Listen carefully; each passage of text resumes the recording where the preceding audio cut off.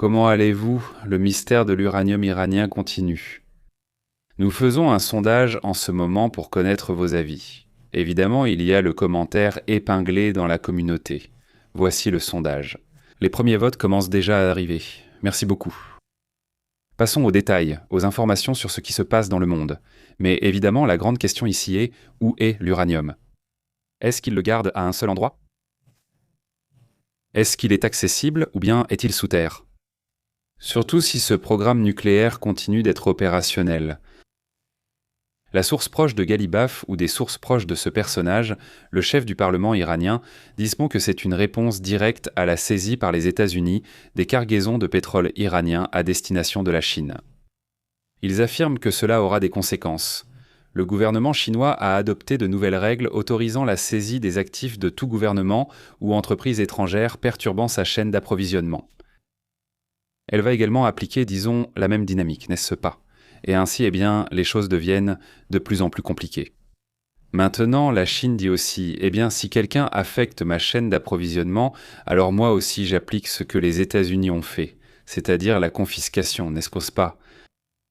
La Chine prendra également en compte les restrictions militaires des États-Unis découlant du conflit avec l'Iran, alors qu'elle évalue d'éventuelles attaques contre Taïwan. En ce moment, ils assurent Rennes. Maintenant, les stratèges militaires considèrent que ce serait le point idéal, en pensant qu'ils disposent de moins de la moitié de l'arsenal de munitions, de missiles. Surtout, et cela aurait un impact très difficile à supporter, dans le cas où une guerre éclaterait entre Taïwan, les États-Unis et la Chine. Un sujet qui, évidemment, semble impensable en ce moment. Le Pentagone a annoncé pour la première fois depuis longtemps que la Chine ne prévoit pas d'attaquer Taïwan avant l'an prochain. Et je ne sais pas si c'est plutôt un souhait ou autre chose, n'est-ce pas? Mais dans ce sens, honnêtement, on ne sait pas. C'est-à-dire, on ne sait pas ce qui va se passer à ce sujet. Mais aujourd'hui, on te parle de ce sujet parce qu'en ce moment, Donald Trump lance un message, hallucinant, non? Un message dans lequel il apparaît de cette manière. Imaginez seulement, publié par le compte même de Donald Trump, non? Qui dit « No more, Mr. Nice Guy », non? Et donc il apparaît avec une arme longue, avec des bombes partout. Vous savez comment est ce le style, non? Selon ce qui est rapporté dans cette image publiée, d'ailleurs aujourd'hui sur ses réseaux sociaux, Donald Trump a publié une image dans laquelle il affirme qu'il faut déjà se réveiller, en gros s'activer, non? Mal déval, et bien qu'il commence à ouvrir le détroit d'Ormuz. Le président des États-Unis a publié un message dans lequel il montre clairement que son administration, mais disons quelle manière, non? Quelle manière? Des styles, non? Vraiment hallucinant, non? Le showman, non? Tout le temps. Pour le moins, non. Le fait est que le président des États-Unis a de nouveau remis en question le régime iranien face à la persistance du refus de parvenir à un accord de paix au Moyen-Orient. L'Iran n'arrive pas à s'organiser, ils ignorent comment signer un accord non nucléaire. Il faut vite se réveiller, écrit-il sur son réseau social. Comment déjà? True Social, non? C'est ainsi qu'ils appellent son réseau social. Pendant ce temps, déjà sur des sujets d'adultes, disons, non? Je veux dire sur des sujets de personnes un peu plus mûres, en termes d'attitude. Celui qui lance un avertissement et attire l'attention, c'est ce que dit le directeur de l'agence atomique de l'ONU, qui pense que l'uranium enrichi se trouve à Ispahan, précisément dans les installations déjà attaquées auparavant. Il faut rappeler que cette agence dispose d'informations directes provenant de nombreux ingénieurs nucléaires du monde entier.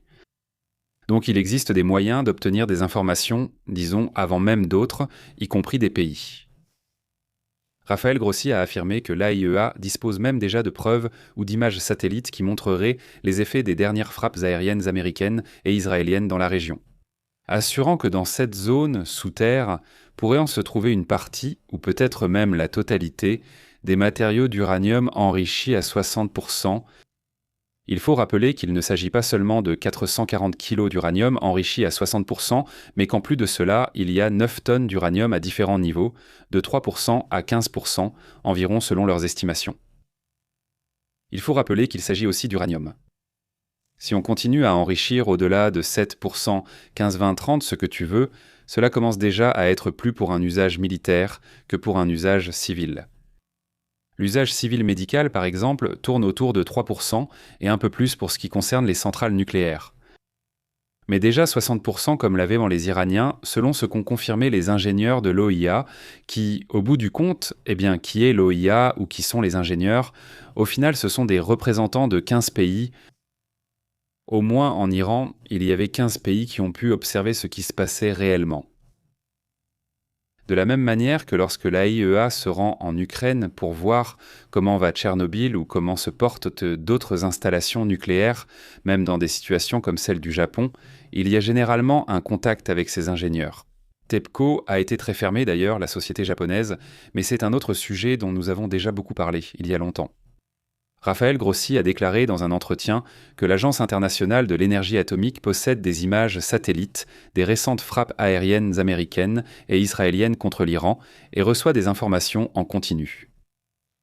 Selon ces mêmes images, elles montreraient non seulement qu'il est possible que cette installation, par exemple celle-ci, puisse contenir de l'uranium enrichi, mais aussi qu'il y a eu une activité récente. Il y a du mouvement depuis la fin de la guerre. 12 jours en juin, vous vous souvenez?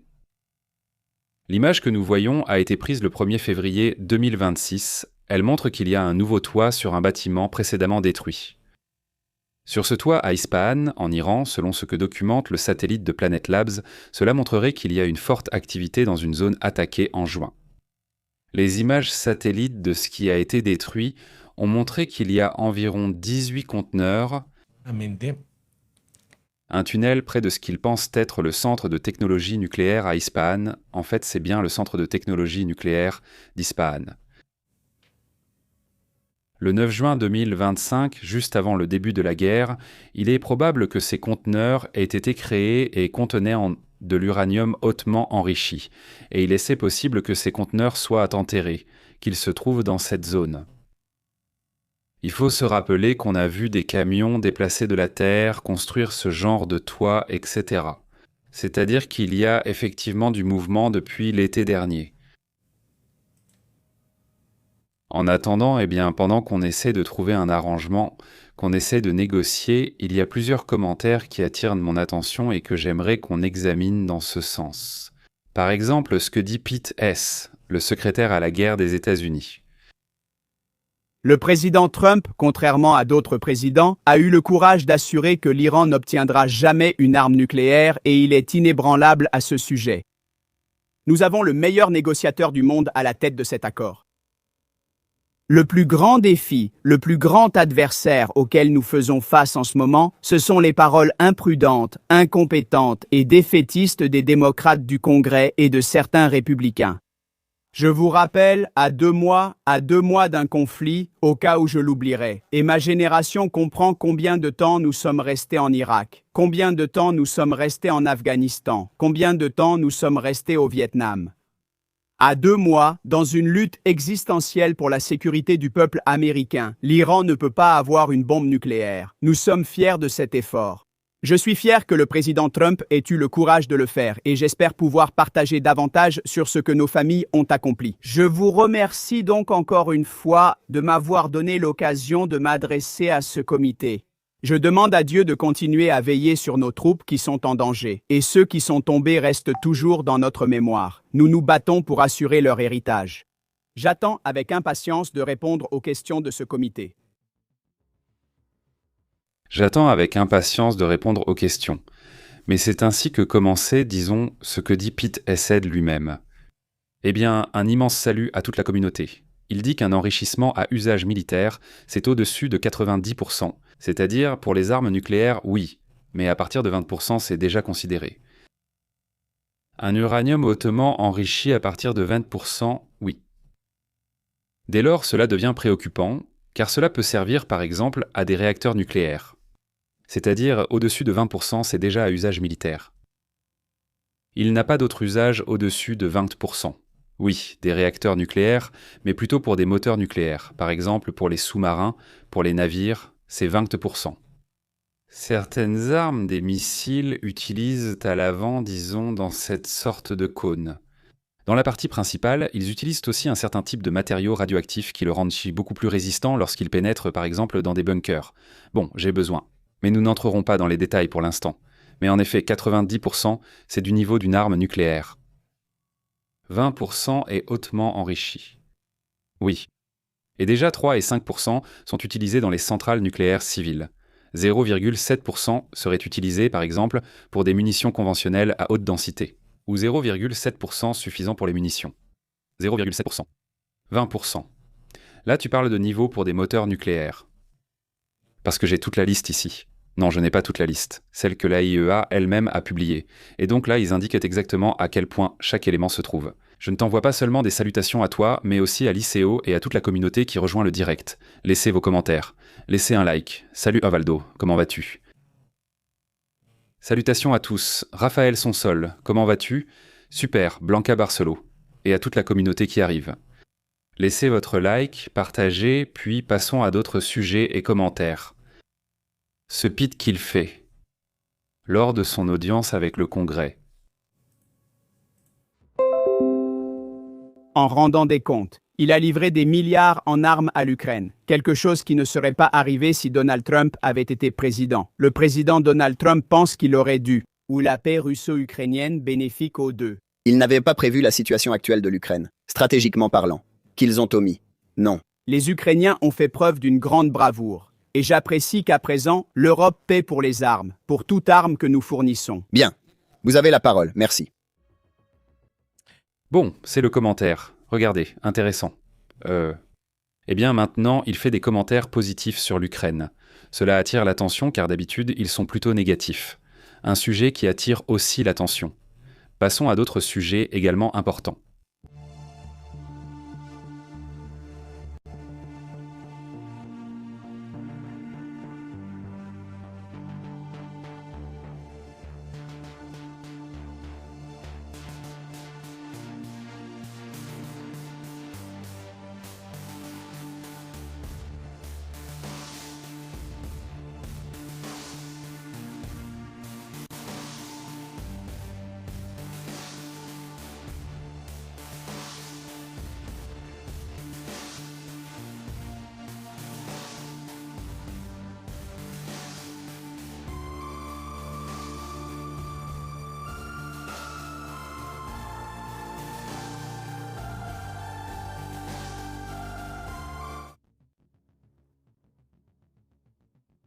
Comment vous sentiriez-vous dans ce pays si le plus grand parrain du terrorisme au monde possédait des armes nucléaires pouvant être lancées sur votre ville?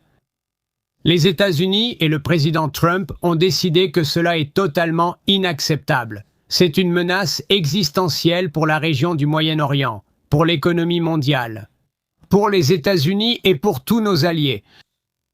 Il a pris la décision difficile de mettre fin à ce risque. Nous pourrions l'ignorer. Aujourd'hui, tout va bien.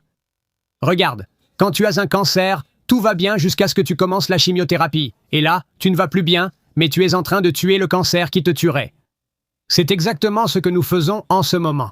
Avant que cela ne devienne une métastase et que nous ayons un Iran doté de l'arme nucléaire, le président Trump a eu le courage de dire que nous allons mettre fin à cela. Nous ne laisserons pas le monde subir cela.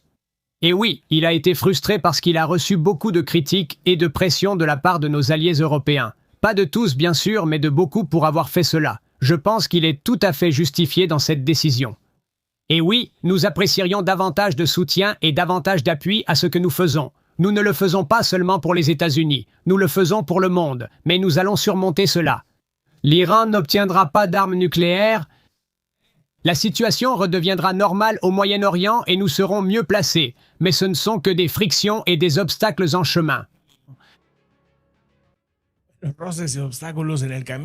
Ma mère l'affirme maintenant. Évidemment, ces déclarations qui ont été faites sur la question de l'Iran cherchent justement à faire comprendre d'abord ce qui se passe. Pas seulement avec la guerre en Iran, quelque chose a commencé sans même être bien expliqué, ce qu'ils voulaient et quels étaient les véritables objectifs. Au public, à la majorité des gens, pas aux personnes qui suivent de près ou qui sont plus ou moins informées. Eh bien voilà, il se passe ceci pour telle ou telle raison. Beaucoup de gens, une grande partie de la population ne le savaient pas, ils avaient un peu d'autres préoccupations. Face à cette situation, ils sont surpris et se demandent pourquoi ils sont impliqués alors qu'ils n'ont pas été attaqués. Il n'y a pas eu d'attaque, ni forcément à venir, mais c'est un autre sujet. Ce n'est pas quelque chose qui convainc une grande partie de la population, même beaucoup des partisans des MAGA, disons les plus fervents, les plus extrêmes. Disons du côté de Trump, non ? Cette fois-ci, le ministère de l'Énergie ou le ministre de l'Énergie, le secrétaire à l'énergie, fait donc ce commentaire. Nous n'allons pas essayer de comprendre ce qui se passe avec la question de l'Iran, évidemment du point de vue de la Maison-Blanche. En attendant, je pense qu'un commentaire important est ce qu'a dit le général Dan. Dan Kane parce qu'au final, ce général s'occupe de la partie opérationnelle du conflit. Écoutez ce qu'il dit à propos de cette situation sur ce sujet. Au fait, le pétrole, c'est du délire. Le pétrole, c'est du délire, sincèrement. C'est aussi un sujet énorme. Voyons ça en détail. En tant que président, mon devoir est de m'assurer que nos dirigeants civils disposent d'une gamme complète d'options militaires et des risques associés.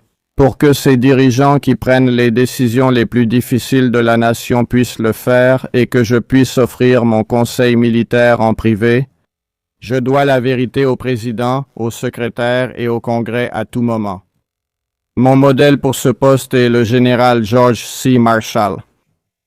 Son engagement envers le contrôle civil des forces armées et envers une armée non partisane demeure une référence constante et c'est un exemple dont je m'inspire fréquemment. Je m'efforce chaque jour d'imiter sa franchise en présentant les faits à nos dirigeants et en leur disant toujours ce qu'ils ont besoin d'entendre, pas toujours ce qu'ils veulent entendre.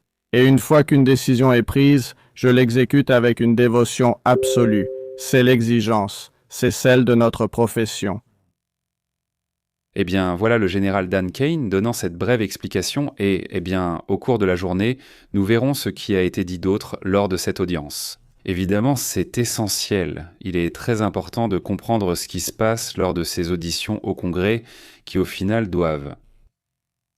Tu peux montrer et justifier ce qu'ils font et essayer de convaincre d'un côté les démocrates et même les républicains qui ne sont pas vraiment favorables au conflit. Abordons aussi d'autres sujets importants, notamment l'actualité mondiale. Remarquez que les incendies de forêt qui se produisent là-bas en Géorgie, en Floride, dans certaines régions du sud-est des États-Unis, ont attiré l'attention parce que ce n'est pas une zone où l'on voit habituellement ce type d'activité. Allons dans le détail de ce qui se passe dans cette région du monde. Allons-y.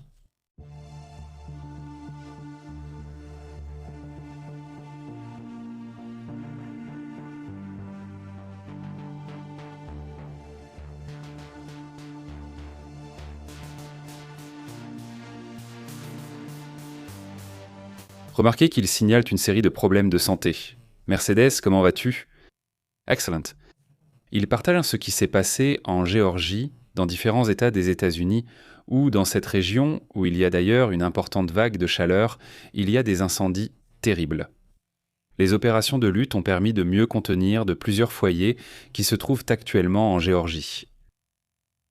La menace des incendies de forêt dans la région reste présente et les progrès réalisés pour les maîtriser avancent très lentement. Il signale certainement la faible quantité de pluie, car celle qui est tombée pourrait aider un peu à améliorer la situation dans les prochains jours, mais pour l'instant ils assurent que ce n'est pas suffisant pour les sortir de cette situation.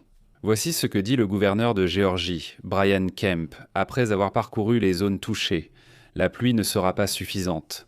Malheureusement, les incendies pourraient continuer. Ils assurent que le risque reste toujours présent. Dans certaines parties du sud de l'État de Géorgie, les incendies ont même réussi à franchir des barrières naturelles et ont mis à l'épreuve les ressources des services d'urgence des Géorgiens eux-mêmes, pour ainsi dire, n'est-ce pas? Eh bien, soyez attentifs à cette situation.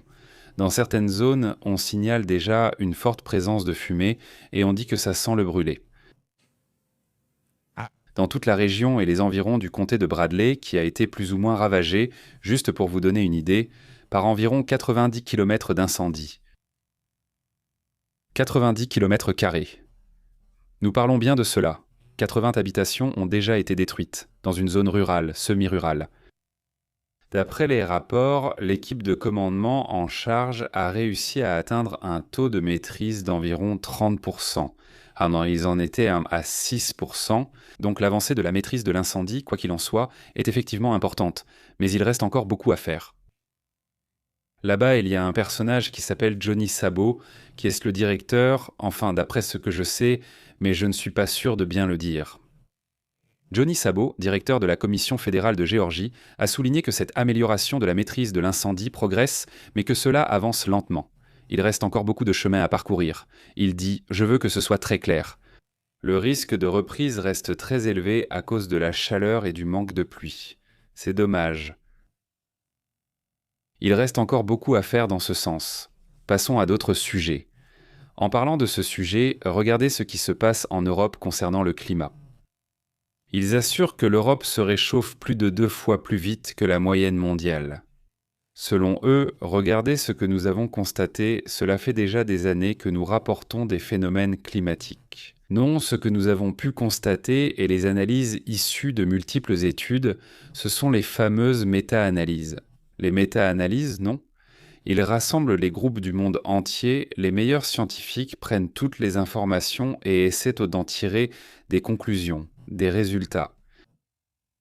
Dans ces méta-analyses, ils ont découvert que certaines zones se réchauffent plus que d'autres. C'est-à-dire des zones comme par exemple ici au Mexique, qui c'est déjà très chaud en soi.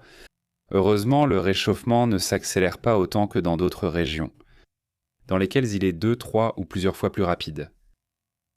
Malheureusement, plus on va vers le nord ou vers le sud, plus le réchauffement s'accélère un peu plus. C'est comme si la partie centrale de la planète, qui est déjà chaude, disait que c'est limité jusque-là.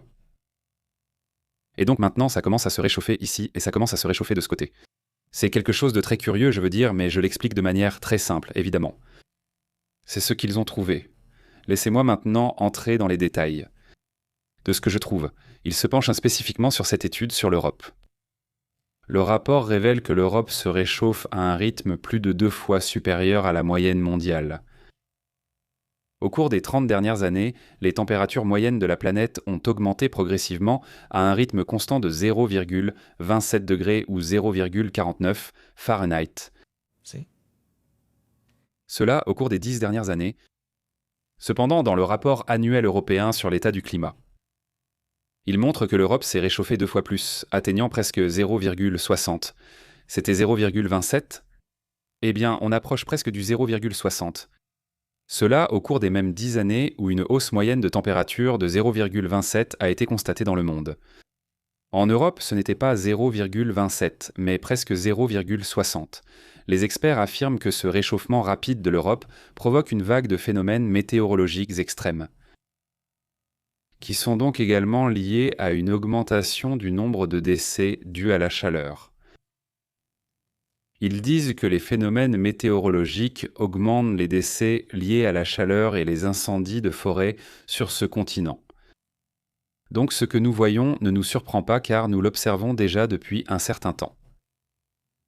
Eh bien, en étudiant et en regardant des méta-analyses, comme je vous le dis, non, eh bien, cela ne nous surprend pas dans le sens où nous avons vu que c'est vrai, disons-le, la mer se réchauffe. Ce qui me surprend, c'est soudainement le manque de connaissances qu'il y a et surtout le manque de prévention face à ce type de situation. Il y a des pays qui doivent déjà commencer à adopter, disons, d'autres styles d'architecture, d'autres façons de travailler dans tous les sens. Dans certaines zones, même dans des pays du premier monde, les transports n'ont pas toujours la climatisation. Et il n'y a pas assez de ventilation car ils n'en avaient pas besoin. Allez, tu n'avais pas besoin d'autant de ventilation ni de climatisation. Ils apportent maintenant des changements majeurs dans cette zone. Ce que cela montre. Selon Samantha Burr, un responsable stratégique du climat au Centre européen pour les prévisions météorologiques à moyen terme, affirme que l'augmentation des températures fait que les feux de forêt commencent à se produire. Des réformes généralisées dans les pays européens. Selon elle également, la sécheresse et le manque d'humidité dans ces régions compliquent fortement la situation en cas d'incendie. Les données recueillies par le satellite Copernicus, notamment en 2025, montrent que l'année dernière a été la 3e année la plus chaude jamais enregistrée dans l'histoire de l'Europe. Les températures moyennes ont oscillé autour de 10,4 degrés sur l'ensemble du continent, soit seulement 0,30 degrés de moins que l'année la plus chaude, celle de 2024. Selon eux, cela fait que presque toute l'Europe connaît des températures bien supérieures à la normale une grande partie de l'année. Il y a aussi Anna Huck, qui est professeure experte en phénomènes climatiques à l'université de Reading. Elle affirme que 95% de l'Europe connaît déjà des températures supérieures à la moyenne rien que sur la dernière année. C'est-à-dire que ce n'est pas juste une impression. Ce n'est pas simplement que j'ai plus chaud, non, ce n'est pas une sensation. C'est quelque chose qui s'est effectivement produit progressivement en 10 ans et qui maintenant commence à se remarquer de façon plus claire, disons. Abordons d'autres sujets importants. Vous vous souvenez de cette histoire ? Une dame très âgée qui a été sauvée par un robot ukrainien. Il s'agit d'une dame. Elle vit comme beaucoup de familles, surtout des personnes âgées. Elle refuse de quitter la zone du front. Elle est du côté russe, qui envahit une zone ukrainienne. Les Ukrainiens évacuent tout le monde, mais les personnes âgées refusent souvent de partir. Jusqu'à ce que soudainement, quand la guerre est très proche, ils partent à pied. Donc, la dame marchait seule sur une route en pleine guerre. Il dit que ça a commencé. Bon, écoutons ce que dit la dame, parce que cette dame a été sauvée par un de ces robots. Regarde là-bas, le petit robot. On l'a vu au bord. Ils utilisent de petits couchards pour ça. Ils mettent les blessés dessus et le robot part seul. Bon, il les déplace, c'est-à-dire qu'il a une capacité autonome, mais il peut aussi être piloté comme un drone. Donc il y a quelqu'un qui l'observe et il peut parler à travers le robot aux personnes qui ont besoin d'aide, par exemple. Bon, alors écoutons ce que dit la dame. Elle a traversé pendant 2 heures une route bombardée, priant tout du long. Tout le temps, la voiture sautait. Bon, j'ai pensé, qu'elle saute, qu'il arrive ce qui doit arriver. Bon, qu'importe, je continue de toute façon, mais je continue d'avancer. Je n'ai vu ni le conducteur ni personne. Je n'ai vu personne et j'ai récité toutes les prières que je connaissais. Vous savez, j'ai terriblement pleuré et j'ai récité toutes les prières. Même ces bâtons étaient tous couverts de sang. Mais Dieu m'a aidé, j'ai survécu. Cela signifie qu'il y a un Dieu dans ce monde.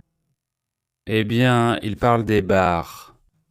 Ce sont les barres auxquelles elle s'accrochait, et en effet, elles sont toujours tachées parce que c'est là que les blessés montent et qu'on les emmène à des kilomètres à l'arrière du front pour être soignés. Il apporte un haut-parleur pour parler à la dame et avait aussi un message. C'est-à-dire, quand ils l'ont vu avec un drone aérien, ils ont envoyé le robot, ils l'ont sauvé, tout le processus, aller-retour et tout ça. Ça a pris 4 heures. Mais bon, la dame a pu sortir saine et sauve, non ? Et ce qui est assez curieux, l'anecdote ici, c'est que le robot est arrivé tout seul, c'est-à-dire, il n'est pas arrivé avec un humain, non. Il pensait en surprendre la dame, mais elle en a eu assez et a dit que c'était bon, que ça lui allait comme ça. Et elle est montée et, bien, elle a été secourue. Passons à d'autres sujets également importants.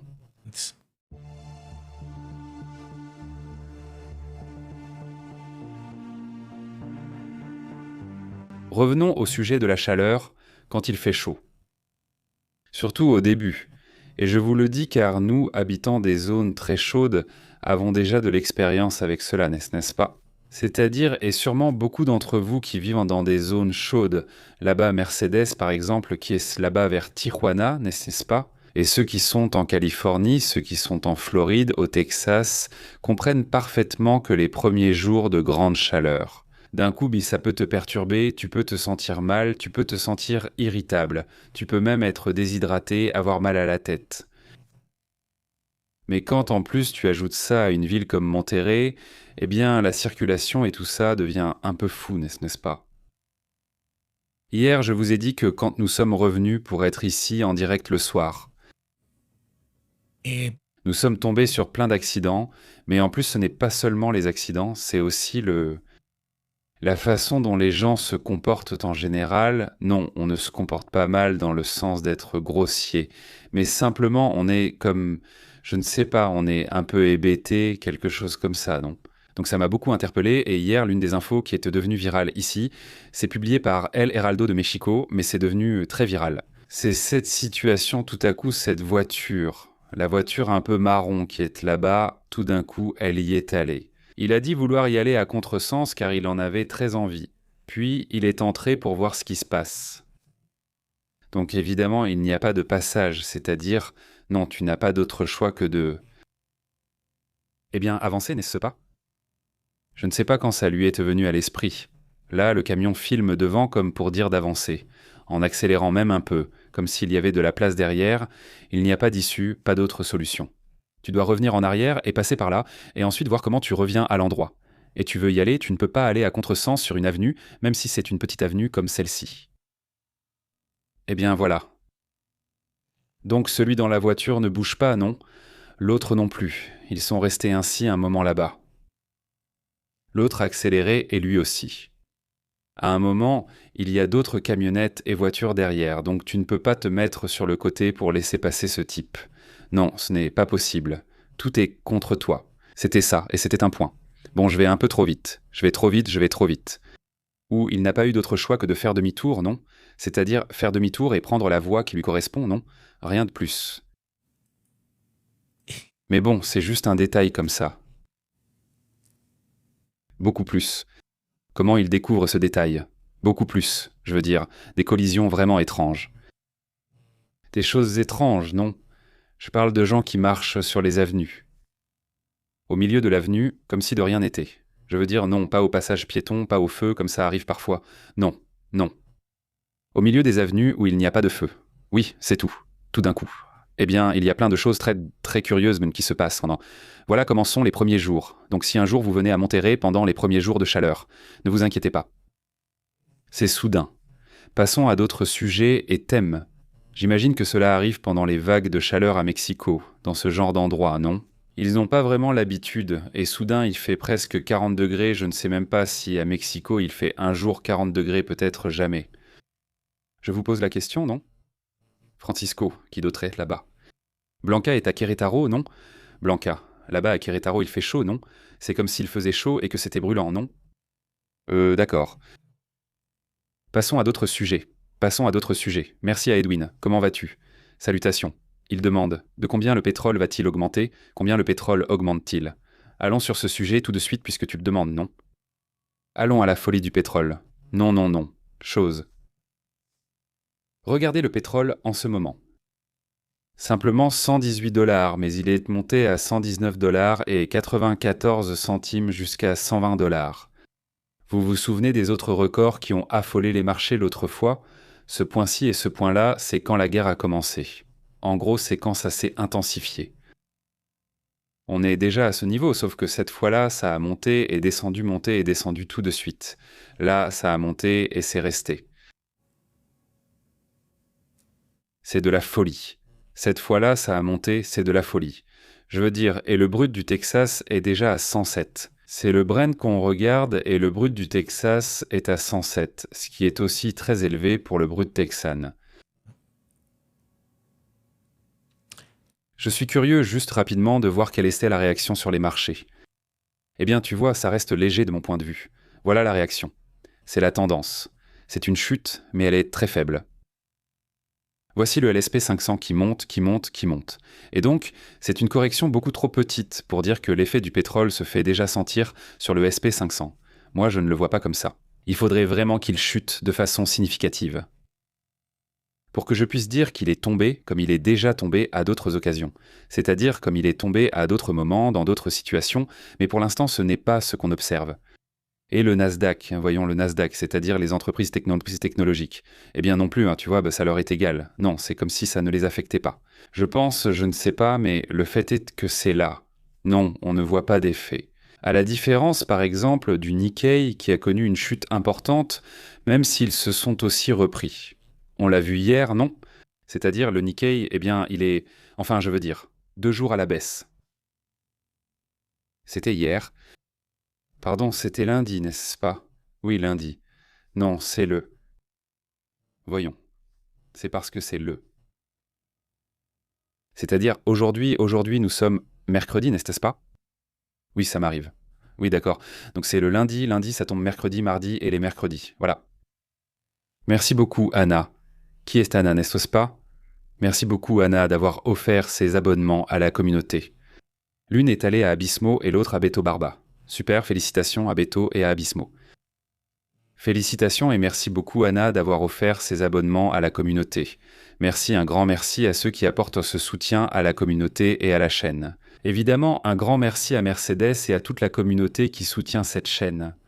C'est très simple, il suffit de mettre un like. Mais si tu veux soutenir financièrement la chaîne et aider pour que nous puissions rester ici, améliorer l'équipement, partir. En ce moment, nous avons pour objectif de faire un changement. Nous ignorons combien de temps cela prendra, car si c'est ce dont nous avons besoin ici en PC, c'est un temps, c'est vraiment coûteux. Les prix, mais bon, nous cherchons à changer de PC, parce que celui-ci ne tient plus vraiment, mais je suis reconnaissant envers toute la communauté qui nous soutient. De cette façon, la chaîne ne devient pas seulement durable, mais nous pouvons aussi nous y consacrer à 100%. Alors merci beaucoup d'avoir un abonnement, de nous soutenir de cette manière. Si vous ne pouvez pas, ce n'est pas grave. Je sais que la plupart ne peuvent pas, mais ceux qui le font, je leur suis très reconnaissant. Et ceux qui ne le peuvent pas, aidez-nous d'une autre manière, en likant, en partageant. Ça aussi, c'est important, évidemment, non? Eh bien, Sol Garcia, comment ça va? Dora Blanca, super. Il dit, eh bien aujourd'hui, contrairement à hier. Il n'y a pas de vent, mais il fait toujours frais au centre de la plage de Tijuana, voire plus frais. Et encore plus frais parce que cette fois, je crois qu'il fait vraiment frais, voyons voir. Non, il ne me laisse pas faire. D'accord, il ne me laisse pas voir tout le commentaire, mais si vous ne le voyez pas. Il dit et je n'y vais pas, sinon on devient fou et imprudent. Je sais déjà des choses. Oui, oui. Tout à coup, quand c'est radical, comme si ça sortait soudain. Non. Quand il fait froid, pas très froid, mais autour de 10 degrés le premier jour, tout le monde reste chez soi. Presque personne ne sort. Tu vas dans les parcs, tout est vide. Après 2 ou 3 semaines, les parcs sont pleins, la température reste la même. Le choc du premier jour passe vite et on s'habitue.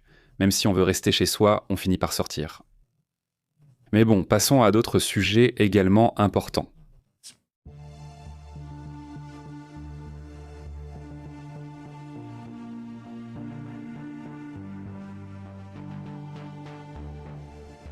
Cette photo a été prise à l'hôtel. Un selfie pris par ce professeur qui a lancé une attaque en pleine conférence.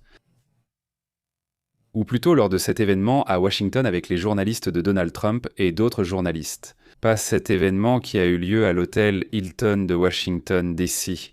Eh bien, celui qui tire prend ce selfie, cette image où on le voit porter une arme, comme sur cette sorte de gilet. Il porte un couteau, il porte une autre arme à la ceinture. C'est-à-dire, comment est-il possible d'entrer avec tout ce genre d'armes?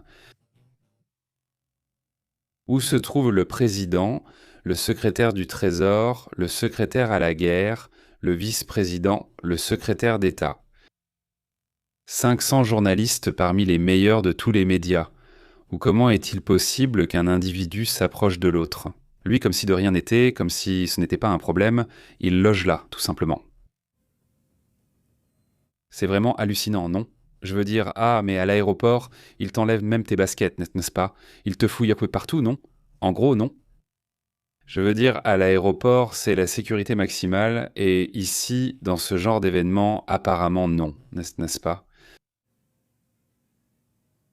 Cole Allen, este personaje. Soupçonné d'avoir voulu éliminer des responsables américains, dont peut-être le président Trump à la soirée des correspondants de la Maison-Blanche, il a pris un selfie.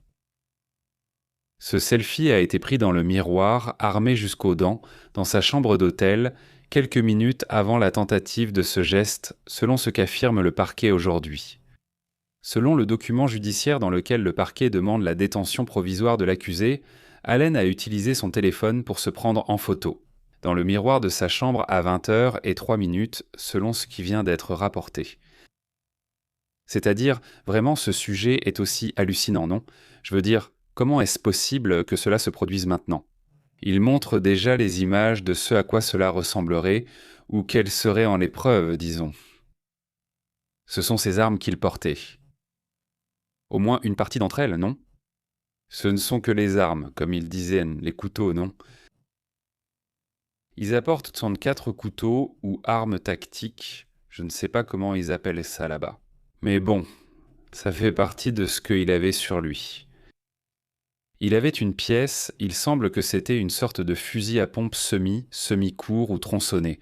C'est ce qu'ils font modifier pour que ça paraisse plus petit.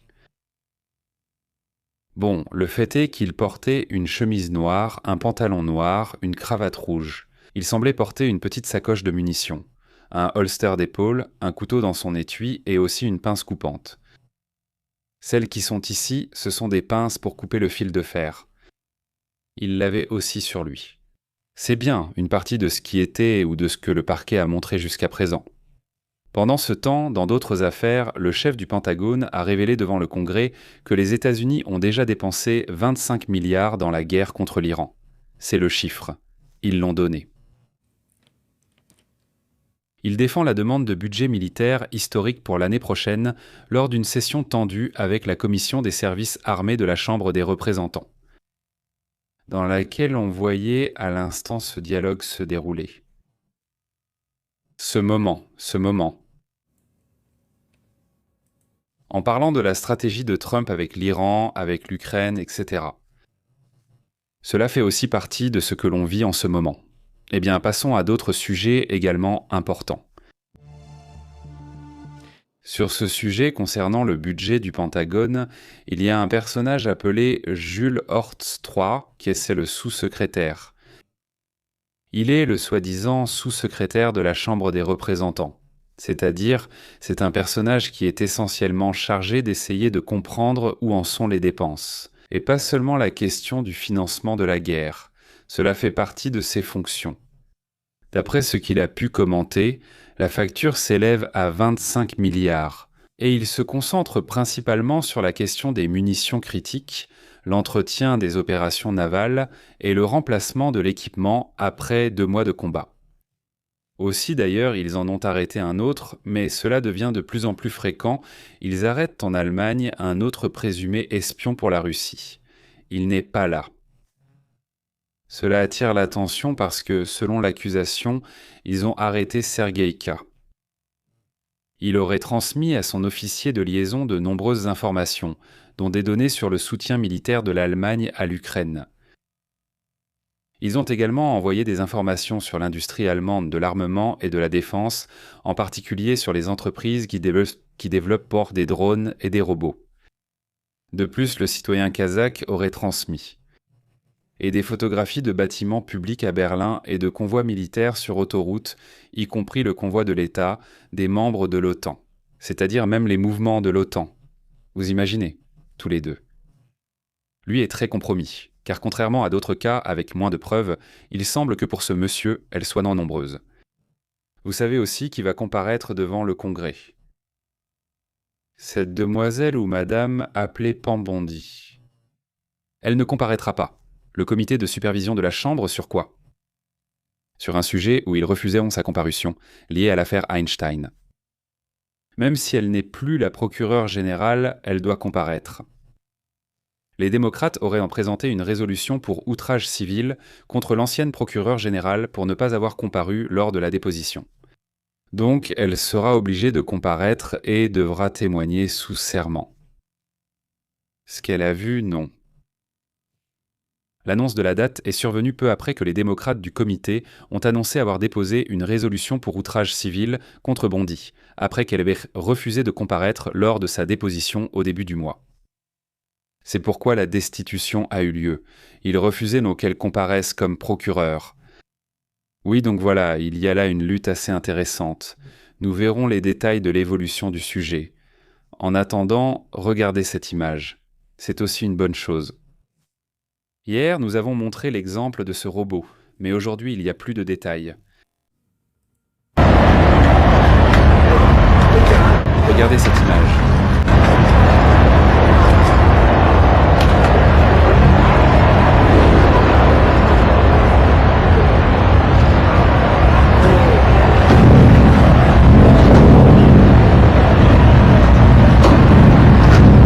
C'est mon premier boulot, ne virez pas le robot.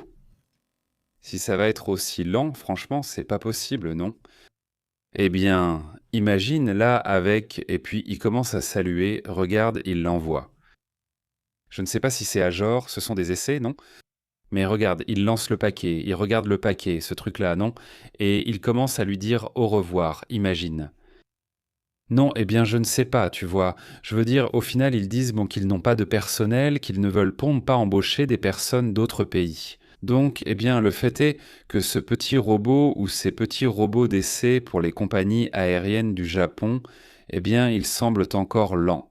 C'est à l'aéroport de Haneda, comme je l'ai déjà mentionné l'autre jour, non? C'est le seul qui va avoir ça pour l'instant, comme essai, non? Ils vont expérimenter avec ces robots pour voir si ça marche bien, non? Eh bien, c'était un peu curieux, non? De voir ces petits robots comme ça. Passons à d'autres sujets également importants. Regardez, on va vous parler de cette nouvelle. Vous vous souviendrez de ce docteur. Un docteur espagnol qui est très connu dans le monde entier, parce que la nouvelle a fait le tour du monde. Il a publié une étude scientifique, dans laquelle il avait fait une grande avancée dans la lutte contre le cancer du pancréas, d'accord? C'est-à-dire un cancer très difficile, n'est-ce pas? C'est énorme. Le scientifique espagnol Mariano Berbaite attire l'attention parce que l'article a été retiré. L'article scientifique déjà publié dans des revues scientifiques. Soudainement, l'Académie des sciences le retire, d'accord? L'article de Barbic sur les avancées pour combattre le cancer. Il le retire et tout le monde se demande qu'est-ce qui se passe, que s'est-il passé? Eh bien là, il commence déjà à y avoir des gens qui affirment que c'est à cause d'intérêt, n'est-ce pas? Ou bien que le document, l'avancée, était tellement importante que ça ne leur a pas plu. L'Académie des sciences des États-Unis a décidé de retirer de sa revue scientifique PNAS. PNAS, n'est-ce pas? Très célèbre dans le domaine scientifique. L'article avait été publié par un groupe de chercheurs, parmi lesquels l'Espagnol Mariano Barbic et d'autres scientifiques, n'est-ce pas? Concernant la lutte contre le cancer du pancréas, ils signalent un conflit d'intérêts majeur. Eh bien, il a été retiré. L'Académie, selon ce qu'ont rapporté le journal espagnol El País, EFE et d'autres agences de presse, a confirmé qu'il a été décidé de retirer l'article après avoir constaté que ce conflit d'intérêts n'avait pas été révélé au moment de son envoi, puisque Mariano Barbic et deux des co-auteurs du travail, Balzi Kiliaki et Carmen Guerra, ont des intérêts financiers dans Vega. Oncotaggers, oui. Donc, en théorie, ces médecins auraient aussi un intérêt financier, n'est-ce pas? Donc cela doit être déclaré à l'avance, n'est-ce pas? Ce sont censément les règles. Eh bien, en ne disant pas qu'ils ont aussi des intérêts financiers dans cette avancée scientifique, ils ont donc dit non. C'est-à-dire que si tu as des intérêts, si tu fais aussi partie de l'industrie, alors on te traite différemment, pour ainsi dire. La revue a publié la rétractation de cet article et a indiqué que la politique éditoriale de PNAS stipule que les membres de l'Académie ayant des conflits d'intérêts financiers ou autres, qui pourraient en être considérés comme influençant significativement leur objectivité ou créant un avantage concurrentiel injuste, ne sont pas publiés, on ne leur donne pas de visibilité. C'est-à-dire que beaucoup de ces scientifiques sont aussi partenaires des entreprises qui réalisent une avancée, non ? Donc tout à coup, si tu es associé, tu fais aussi partie de l'affaire, n'est-ce pas? Et cela peut aussi les exclure cette fois-ci. C'est la justification qui existe. Je ne sais pas si c'est pour un autre intérêt ou autre chose, mais l'équipe de Barbic au Centre national de recherche sur le cancer en Espagne a publié dans cette revue les résultats d'un travail de recherche qui leur permet d'éliminer chez les souris le cancer du pancréas le plus courant.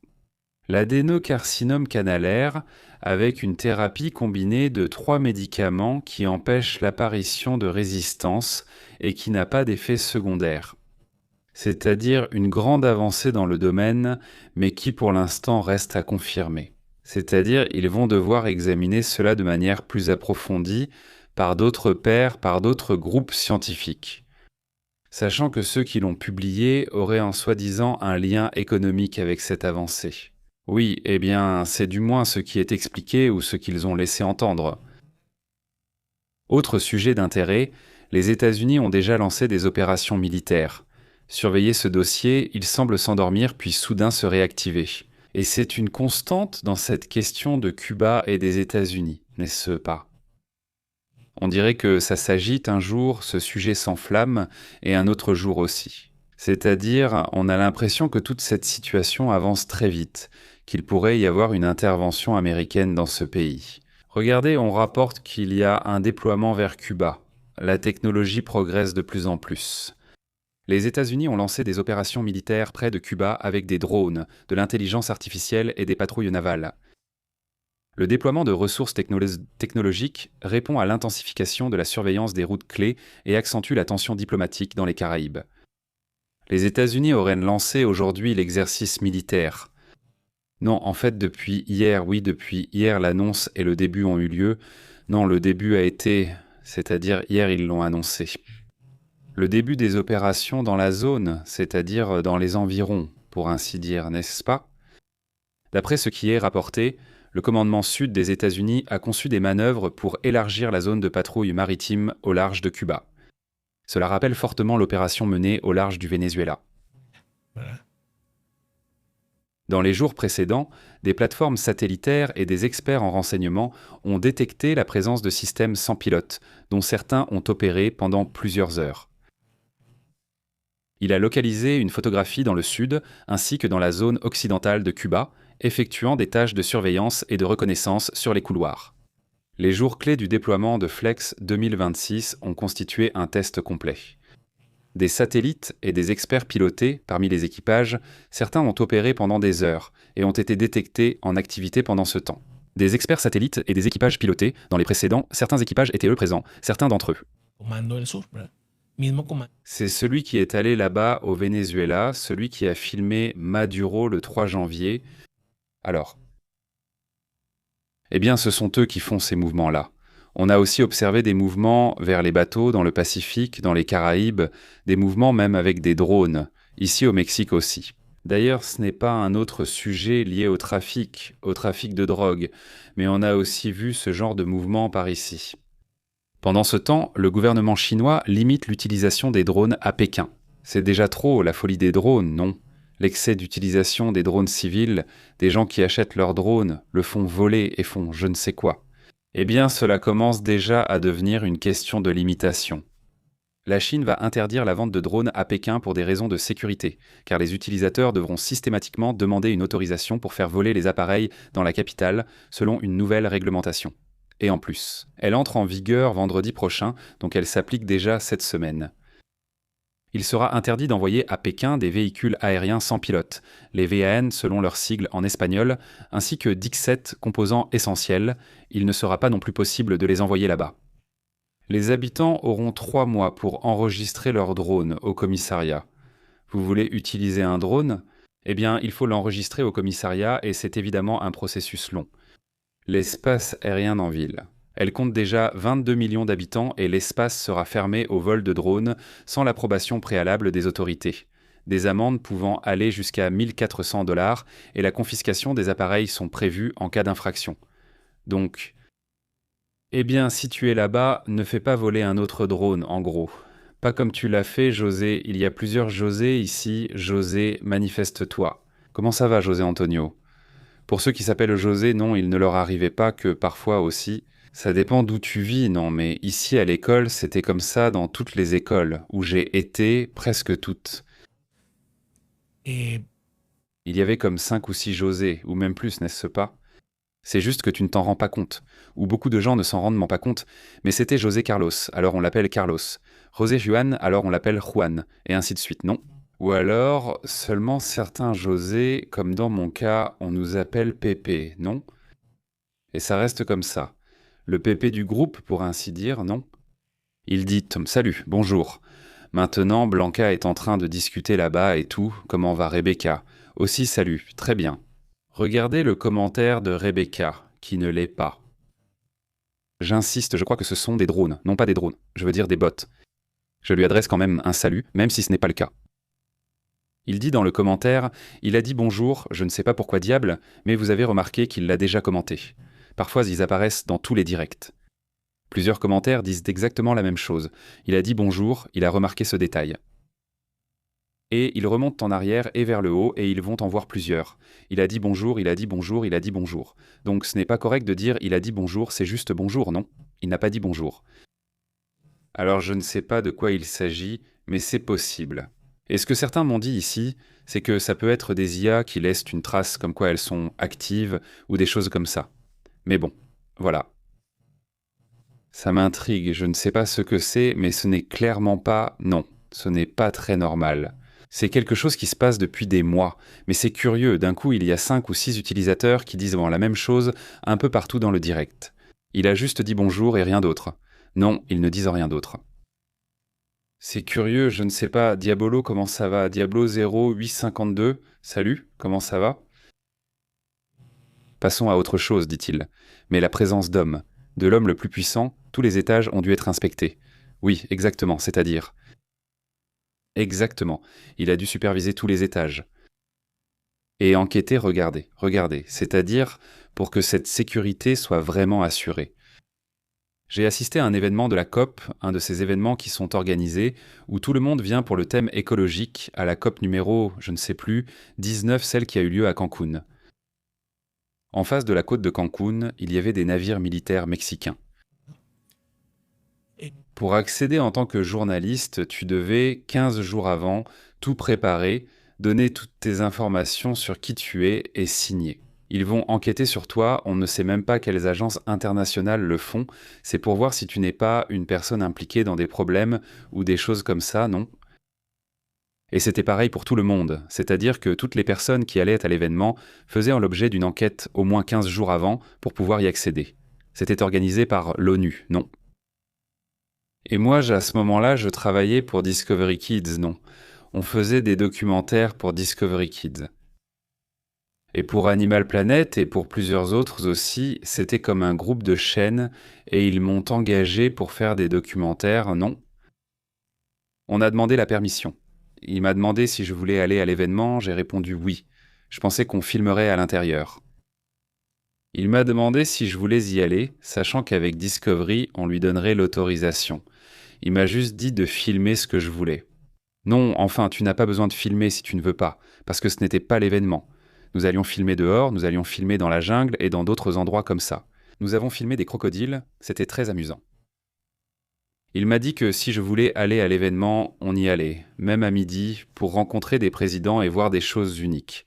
Je n'ai rien dit, mais j'en avais envie. Il m'a ainsi laissé une certaine liberté.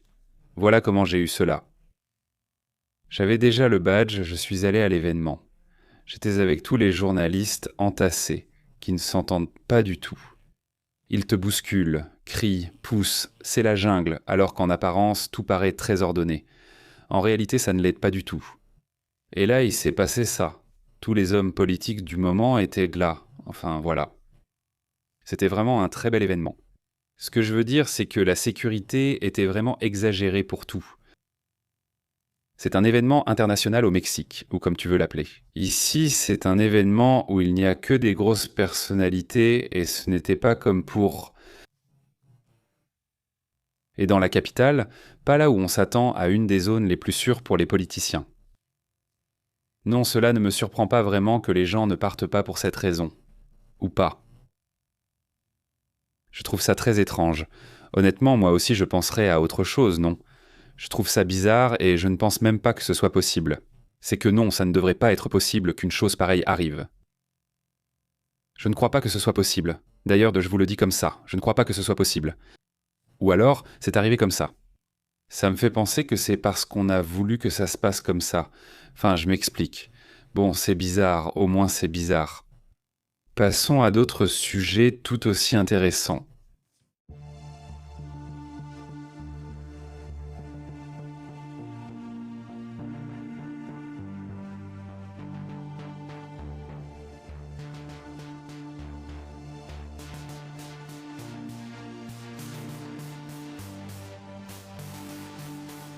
Eh bien, la nouvelle est curieuse, mais aussi vraiment étrange. C'est un Mexicain qui a dû plaider coupable parce qu'il se faisait passer pour un agent frontalier des États-Unis, c'est-à-dire un agent de la police des frontières américaines. Il portait tout l'uniforme. Il avait un pick-up identique à ceux utilisés par la police des frontières américaines. Il avait mis une plaque un peu mal fixée, mais c'était une plaque qui ressemblait à celle d'un agent fédéral. Il avait ajouté des antennes non reliées qui ne transmettaient rien à la radio, mais cela renforçait l'impression d'un agent de la police des frontières américaines. Il circulait aux États-Unis comme si de rien n'était. À plusieurs reprises, des agents de la police des frontières américaines le voyaient, le saluaient et il leur rendait leur salut. à tel point qu'il y a eu des occasions où il y avait une opération. Quand ils avaient besoin d'aide et le voyaient Banty près d'eux, ils ne demandaient plus rien, pensant « Voilà un copain, il va nous aider ». Mais il continuait son chemin et tous se demandaient ce qui lui arrivait. Finalement, il le trouve et lui demande « Toi, t'es qui ?» Il s'avère qu'il n'était même pas des États-Unis, qu'il est mexicain, mais qu'il s'habillait comme un agent de la patrouille frontalière et agissait comme un agent de la patrouille frontalière, distrayant les vrais agents. Un Mexicain qui d'ailleurs vit aux États-Unis. Il a plaidé coupable de s'être constamment fait passer pour un agent de la patrouille frontalière et d'avoir suivi des agents fédéraux selon les rapports. Cette affaire est très étrange. Il faut attendre le procès pour comprendre ses actes et ce qui se passait là-bas. C'est curieux. Selon les rapports, il s'appelle Jaime et son nom de famille est Alvarez. Selon les rapports, il a admis au début de l'année qu'il avait suivi un agent de la patrouille frontalière alors qu'il conduisait dans le quartier de San Diego, selon le parquet fédéral du sud de la Californie. Les procureurs affirment qu'un pick-up Ford 150 noir appartenant à Alvarez était un modèle souvent utilisé par les agents fédéraux. Il portait un porte-plaque avec l'inscription Federal Truck, c'est-à-dire camionnette fédérale en petites lettres, bien que le mot fédéral ait été mal orthographié d'ailleurs. Il avait mis un autocollant de la patrouille frontalière sur le pare-brise et installé des antennes de communication radio qui ne fonctionnaient pas. Selon la plainte, des menottes pendaient également du rétroviseur, comme pour donner l'impression qu'il s'agissait d'une autorité policière, disons. L'agent a interrompu une mission. Une personne, en voyant arriver Alvarez, c'est-à-dire quelqu'un qui n'allait pas appeler d'autres pour demander de l'aide, a vu qu'Alvarez arrivait et, croyant qu'il était un agent et qu'il allait aider, eh bien il s'est avéré que ce n'était pas le cas. En fait, ce n'était pas un agent. Lorsque les vrais agents ont confronté Alvarez, il a commencé à leur crier dessus, à leur hurler des obscénités et il a exigé que les agents migratoires quittent la communauté de Linda Vista, disant qu'ils ne les voulaient pas là. C'était en quelque sorte une façon.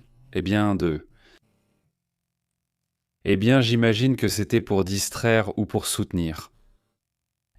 Aux migrants, n'est-ce pas? C'est-à-dire faire semblant d'être de la police aux frontières américaines, mais en réalité pour aider les migrants d'une certaine manière. Je ne sais pas, tu vois. Je veux dire, c'est ce que je pense, mais je ne sais pas exactement ce qui s'est passé. Il faudrait enquêter. Après, ils se sont rendus compte qu'il avait d'autres faux insignes, comme un faux insigne du FBI par exemple. Donc peut-être qu'il faisait d'autres trucs un peu bizarres, non? Qui sait ce qui se passe? Il a déjà plaidé coupable, notamment pour possession illégale d'armes à feu. Son avocat commis d'office fédéral.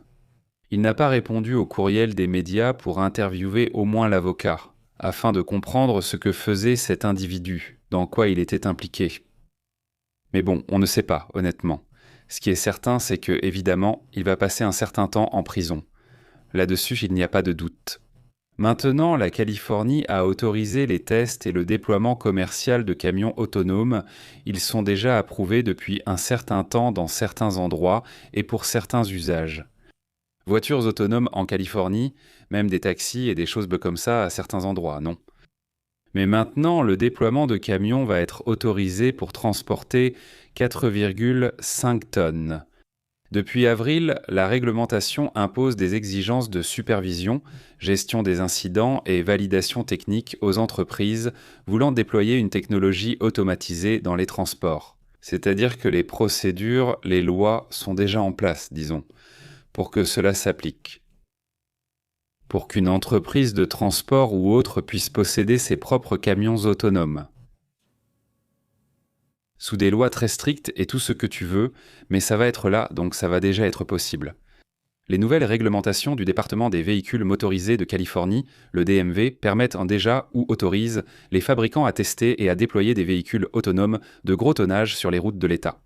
Cette réglementation supprime l'interdiction précédente concernant les véhicules sans conducteur de plus de 4 536 kg.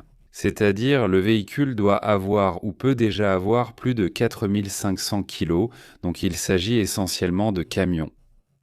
Avant, on pouvait avoir une voiture autonome si elle pesait moins de 4 tonnes. Maintenant, elle peut déjà peser plus. Je ne sais pas s'ils ont une limite, je suppose, non ? Mais bon, il faudrait vraiment lire la règle complète. Non, mais ils assurent que chaque phase nécessite un minimum de 809 km. Le changement principal stipule que le fabricant devra commencer les essais avec un conducteur de sécurité. Ensuite, poursuivre les essais sans conducteur et finalement demander une autorisation. C'est-à-dire, le premier essai, c'est 804 km, soit 500 miles. Non, attends un instant. 500 000 miles, c'est-à-dire. Impressionnant. Oui, oui. Et puis ensuite de Bétain, d'abord 500 000 miles avec un conducteur à côté. Au cas où il se passe quelque chose, le conducteur prend le volant, c'est-à-dire il reprend le contrôle.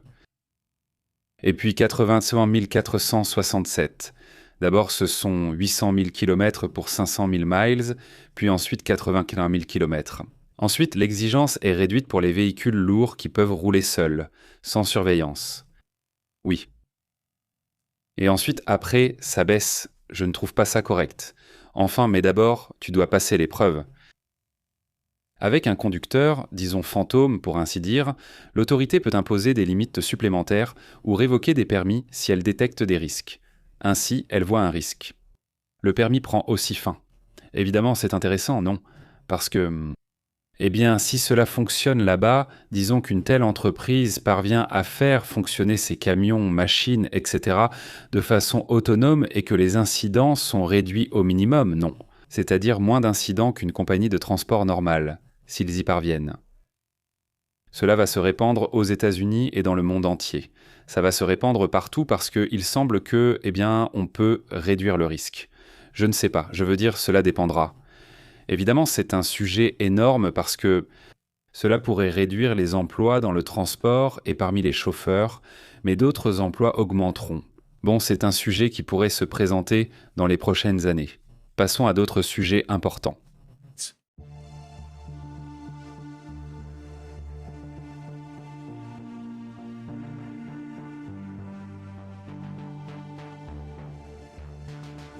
Il y a eu un séisme de magnitude 4,7, ce n'est pas très fort, je le sais, mais c'est la zone qui attire mon attention. Cela s'est produit dans le Nevada, un séisme de magnitude 4,7 qui aurait été ressenti au nord de Las Vegas.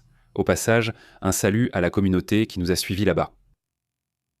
Le séisme aurait été ressenti, du moins dans le nord de Las Vegas, parce qu'il était très superficiel. On va parler de sa faible profondeur. Elle était de 6 km alors qu'elle est normalement de 10 ou plus. C'est ce qui est le plus courant. Cette fois-ci, c'est plus superficiel que d'habitude, que la normale, et cela fait que, possiblement, ceux qui sont par là-bas l'ont peut-être ressenti, eh bien, ils nous le diront. On va voir si on peut le voir, mais regardez, ça doit être celui-ci, regardez ce séisme. Ici, il l'indique, non, plus superficiel, regarde. C'est-à-dire celui qui est là en bleu. Au nord de Las Vegas, regardez. Ce séisme serait de 0,4, mais à 4 km de profondeur à Alamo, dans le Nevada, d'après ce qui est indiqué. À peu près, c'est à environ 100 km de Las Vegas. Ici, c'est Las Vegas et là, c'est le séisme. Eh bien, dites-moi si vous l'avez ressenti, s'il vous plaît, si vous êtes là-bas, dans cette région. Et bon, c'est aussi une partie de ce qui se serait passé ces dernières heures. Autre sujet, sachez qu'il y a un accord commercial avec les États-Unis, ou plutôt il n'y a pas d'accord commercial entre les États-Unis et le Canada. Et ici, la question que je vous pose est, pensez-vous que le sujet fonctionne, c'est-à-dire qu'il va être renouvelé, ou bien ce sera seulement les États-Unis? Sí. Il parle du Mexique, mais laissant de côté le Canada, alors que les relations avec ce dernier sont actuellement très mauvaises. Le plus fou, c'est qu'ils s'entendent finalement bien avec le Mexique, alors que ce n'était pas prévu. Mais le risque, en ce moment, c'est avec le Canada. Le pacte commercial qui unit l'Amérique du Nord subirait silencieusement la plus grande tension depuis sa création, ce qui met en danger la stabilité de l'une des économies manufacturières les plus intégrées de la planète. Ce qui se passe entre le Canada, le Mexique et les États-Unis, c'est une relation énorme en matière de fabrication de produits à l'échelle mondiale. Eh bien, à un moment donné, Donald Trump disait que c'est l'accord commercial le plus important de la planète, où ce qu'il recherchait, c'était que l'Amérique du Nord, le Mexique, le Canada et les États-Unis deviennent la zone économique la plus importante du monde. N'est-ce pas? C'est ça, c'est le concept, c'est l'idée. Cela fait aussi partie du mondial, c'est tout ce moment que l'on veut vivre. Mais sincèrement, là, cela a échappé des mains de Donald Trump lui-même. Sa propre rhétorique, le fait de s'en prendre constamment au Canada, a déjà eu un impact qui semble difficile à arrêter. Je vais vous dire ce que dit l'Allemagne en ce moment, car il y a aussi un affrontement avec elle, similaire à celui avec le Canada. La révision conjointe obligatoire du traité exige que les 3 pays prennent une décision avant ce mois de juillet. Que va-t-il se passer dans les prochaines années? Est-ce que ça va, disons, décider ce qui va se passer avec cette situation, si l'accord va continuer pour une autre décennie ou pour quelques années de plus, ou s'il doit être renouvelé ou s'il s'arrête? Donc, qu'est-ce qui va se passer? L'un des principaux différends est que Washington veut que la Chine utilise le Mexique ou le Canada comme porte dérobée pour accéder au marché nord-américain. C'est-à-dire, Washington veut empêcher que la Chine utilise le Mexique ou le Canada pour entrer sur les marchés américains. L'approche des États-Unis est de mettre un frein à la Chine, mais c'est aussi compliqué parce qu'au final, aussi bien au Canada. Au Mexique, ce qui se passe, c'est qu'il y a beaucoup de produits qui arrivent et les gens les apprécient. Je ne sais pas. Oui, il y a des technologies, des puces, mais aussi des produits dont on ne se rend souvent même pas compte qu'ils viennent de là-bas. Des rideaux, des meubles et bien d'autres choses que tu ignores viennent de Chine. Au final, ni le Canada ni le Mexique ne sont prêts non plus à fermer complètement la porte à la Chine. Ils ont mis des obstacles, surtout pour les produits locaux comme les chaussures au Mexique qu'ils refusent qu'on vende.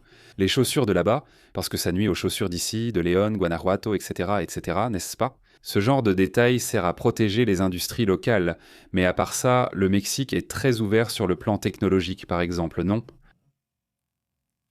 Comme à l'époque où il y a aussi eu des problèmes avec le Japon, c'est-à-dire que c'est vrai, quand le Japon a commencé à fabriquer des voitures, tout à coup on a vu apparaître Nissan, non? Quelles autres? Eh bien Toyota, toutes ces marques, non? C'est-à-dire quand les premières commencent à apparaître. Le Japon. Le Japon a connu des débuts comme ça, mais très vite il est devenu la 5e puissance automobile mondiale, c'est-à-dire qu'il s'est élevé très rapidement, et aux États-Unis c'est devenu la même chose qu'aujourd'hui avec la peur de la Chine. Ils ont commencé à leur imposer des droits de douane, je ne sais quoi, mais même comme ça, ils n'ont pas pu, c'est-à-dire, et les marques de voitures américaines ont commencé à copier certaines choses que faisaient les Japonais, par exemple. Non, le Japon n'avait pas cette habitude. Pas d'entrepôt de pièces, ce qu'ils faisaient simplement, c'est que la pièce arrivait, la pièce était utilisée, la pièce arrivait, la pièce était utilisée, c'est-à-dire ils ont tout programmé de façon tellement parfaite, tout fonctionnait comme une horloge. Ce genre de choses n'arrivait pas. Comme il n'avait pas d'entrepôt, il n'y avait rien à stocker, ni tout le reste, ce qui évitait des coûts et du personnel supplémentaire. Ce sont des choses que les Japonais n'ont pas besoin d'avoir parfaites. Une autre chose aussi, c'est que les Américains ont décidé. Bon, les pièces arrivent, il faut faire des tests sur un certain nombre de pièces pour voir si elles sont bonnes et je ne sais quoi. Et le Japon a dit non, moi je ne vais pas faire des tests sur chaque pièce qui arrive. Je préfère m'assurer que les pièces soient parfaites dès leur fabrication. Donc ça a été perfectionné, bien sûr, avec des erreurs et tout, mais au début il y a eu des erreurs et ensuite ça s'est amélioré, mais l'objectif était que les pièces soient parfaites. Dès le début, ils n'ont pas eu à faire de tests, ou si la pièce arrive, c'est parce que je sais déjà que ce fournisseur est le bon, le fournisseur idéal. La pièce sera à 100% sans erreur possible. Alors, imagine, ils n'avaient même pas besoin de tester.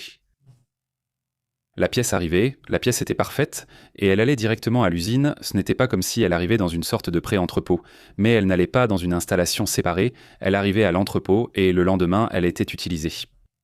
Donc cet entrepôt était toujours en mouvement, donc tu n'avais pas besoin d'avoir des entrepôts et du personnel supplémentaire.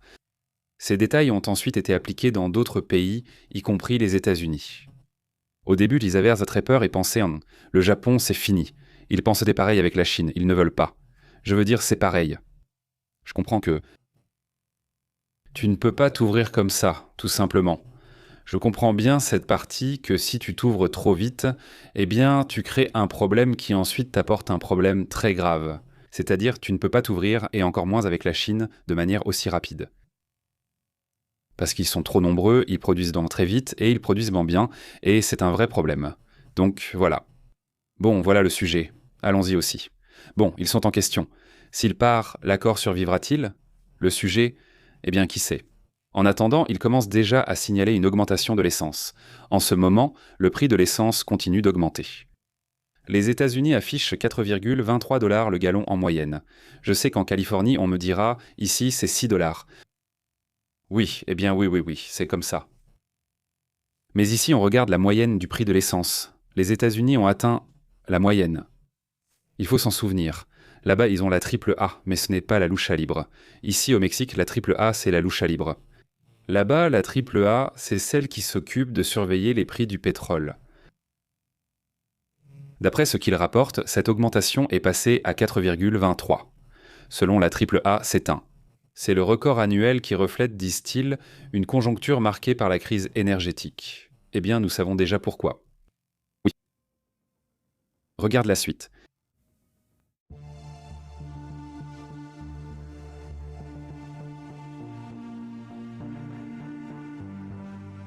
Le prix continue d'augmenter, il reste élevé.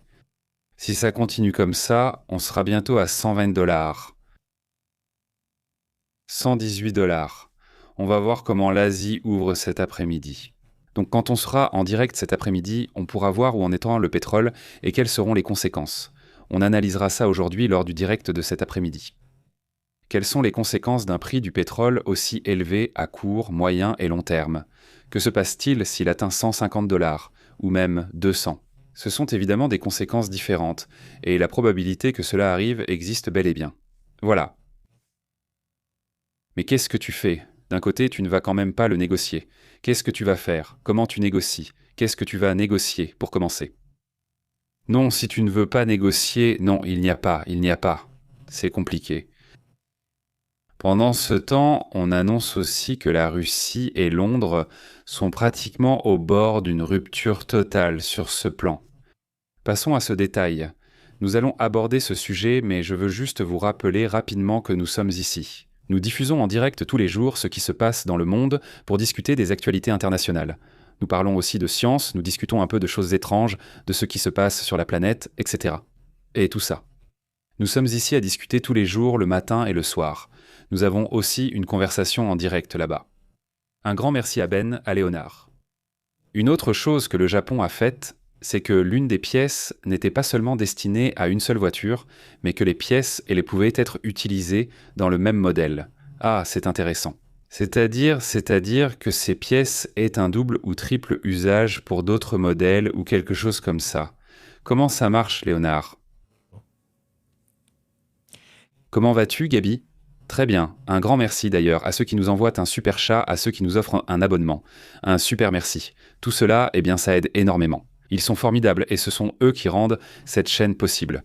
Donc, un grand merci. Une chaîne d'information qui est très connectée à la communauté. Et un grand merci de nous permettre d'être ici. Vraiment un immense merci à Edwin, à Ben, à Anna Hughes, évidemment, à Mercedes, à toute la communauté. Très bien. Abordons d'autres sujets importants.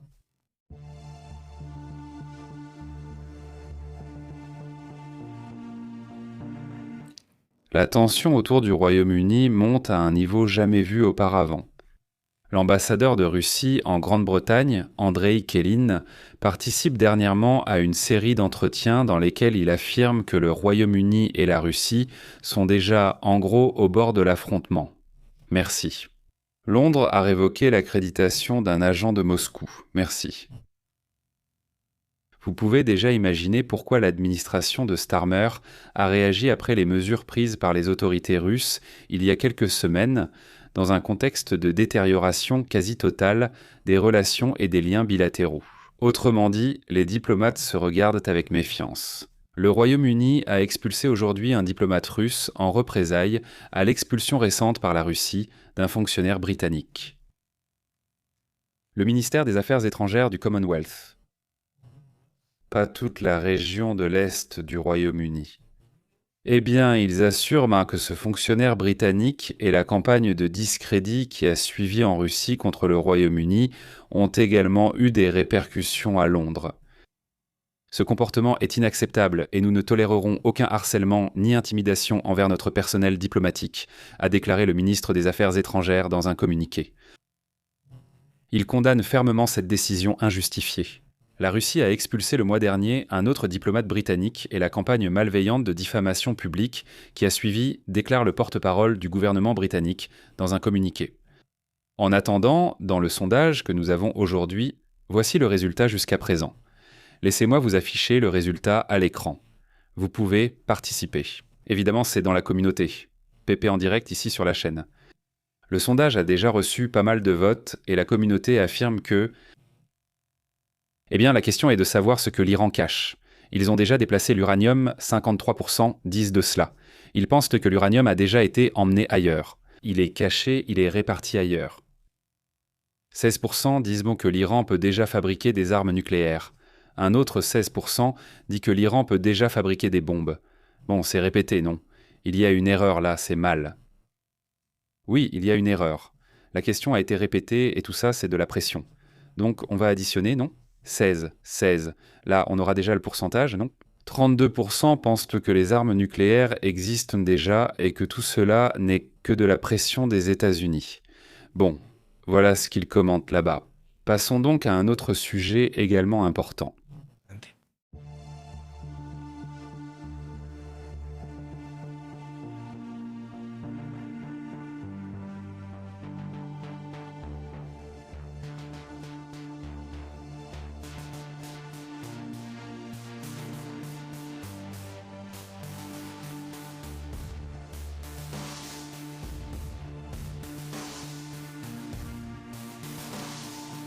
Passons à d'autres sujets également intéressants de ce qui se passe dans le monde. Figurez-vous qu'il est décédé.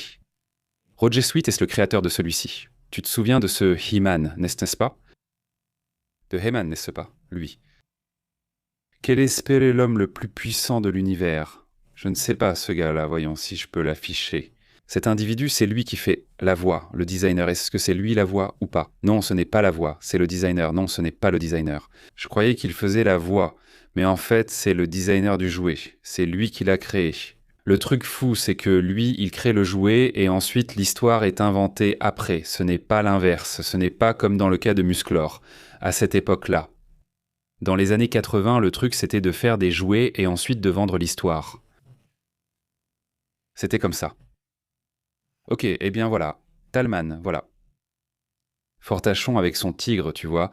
Mais maintenant, c'est une histoire, non? Roger Swift était le concepteur de jouets qui a donné vie à Musclor et qui a posé les bases de ce qu'on appelle la franchise des maîtres de l'univers.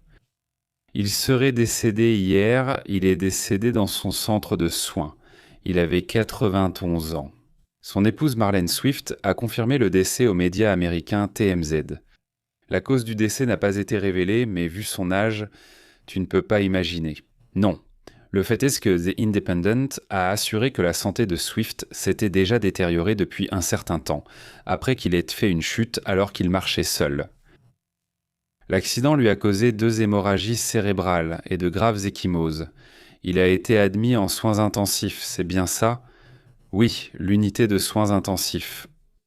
Et comme il était considéré comme à haut risque de nouvelles chutes, les médecins ont déterminé qu'il ne pouvait pas retourner chez lui à Lake. À Washington, où il vivait avec Marlene, son épouse. Il a passé les derniers mois dans un centre de soins spécialisé pour troubles de la mémoire, où il est décédé paisiblement, selon son épouse. Le coût de son hébergement atteignait ou dépassait les $10 000 par mois, une somme qui dépassait les revenus de ces personnes. Ainsi, être le créateur de ces modèles ne signifie pas qu'il soit un millionnaire ou quoi que ce soit de ce genre, comme ils le disent. Eh bien non, ils n'y arrivent pas. Non, ils n'ont pas assez pour payer ce type de soins. Il y avait une campagne, une de nos campagnes, disons, de soutien, où on leur faisait des dons. Même la fondation Mattel elle-même a lancé une aide de $5 000. D'après ce qui a été rapporté, la campagne avait pour objectif d'atteindre $50 000, c'est-à-dire de récolter $50 000, et ils ont réussi à en récolter plus. Ils ont atteint $94 000. D'après ce qui a été rapporté. Non, bon, voilà comment sont les choses. Selon son épouse, il ne donnait jamais de pourcentage à l'entreprise, il ne lui donnait pas, c'est-à-dire, il a fait le design et tout, et il recevait son salaire, mais il ne lui donnait pas de pourcentage pour être le créateur de Musclor. Donc, eh bien, voilà comment ça se passe, beaucoup de ces créatifs, eh bien non, ils ne vivent pas bien, n'est-ce pas? C'est-à-dire, je veux dire, non, ça ne marche pas très bien pour eux. Je vous disais que j'allais évoquer ce qui se passe toujours avec Merz, le chancelier allemand. Pourquoi ? Parce qu'il y a quelques jours, Merz a dit quelque chose. Honnêtement, le commentaire m'a surpris, c'est-à-dire venant de Merz. Parce que c'est l'Allemagne. Merz disait qu'il trouvait qu'en fait, l'Iran avait humilié les États-Unis. Dans quel sens ? Dans les commentaires et dans le fait de ne pas se présenter au rendez-vous, c'est-à-dire on organise une réunion et au dernier moment ils n'apportent rien, ou bien ils envoient quelqu'un là-bas et finalement ils n'envoient personne. Nous savions que les réunions n'apporteraient rien. Pour Merz, c'est comme une humiliation. En gros, c'est comme si on te faisait perdre ton temps et qu'on n'a aucun intérêt à négocier. Suite à ce commentaire, Donald Trump n'a pas aimé et il a réagi hier. Il a aussi dit des choses, sans critiquer Merz, en disant que l'économie était terrible en Allemagne et je ne sais quoi d'autre. Le chancelier allemand affirme que ses relations avec Trump restent bonnes, malgré leurs critiques mutuelles. Le chancelier allemand, Friedrich Merz, affirme aujourd'hui que son opinion et sa relation avec le président des États-Unis restent bonnes, c'est-à-dire qu'ils s'entendent toujours bien, non ? D'après cela. Bueno, pues.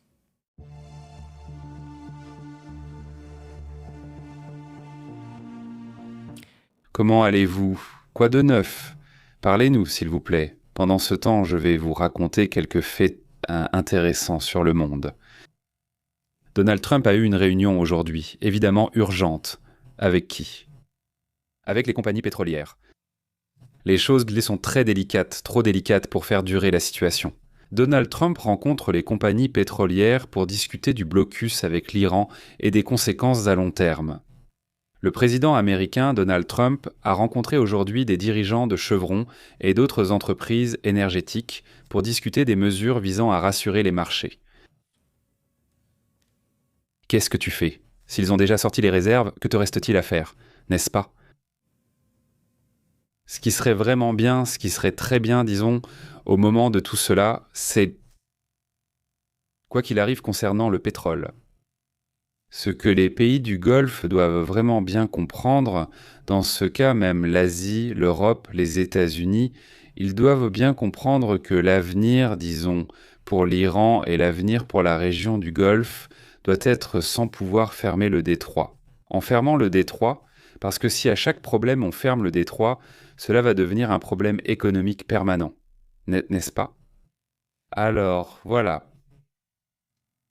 Ce qu'ils veulent, c'est faire quelque chose de suffisamment fort, soit parvenir à un accord, soit effectuer un mouvement militaire dans cette zone pour que, une bonne fois pour toutes, le détroit reste libre et ne pose plus de problèmes à l'avenir, sinon la vie et les affaires de ces pays vont en pâtir.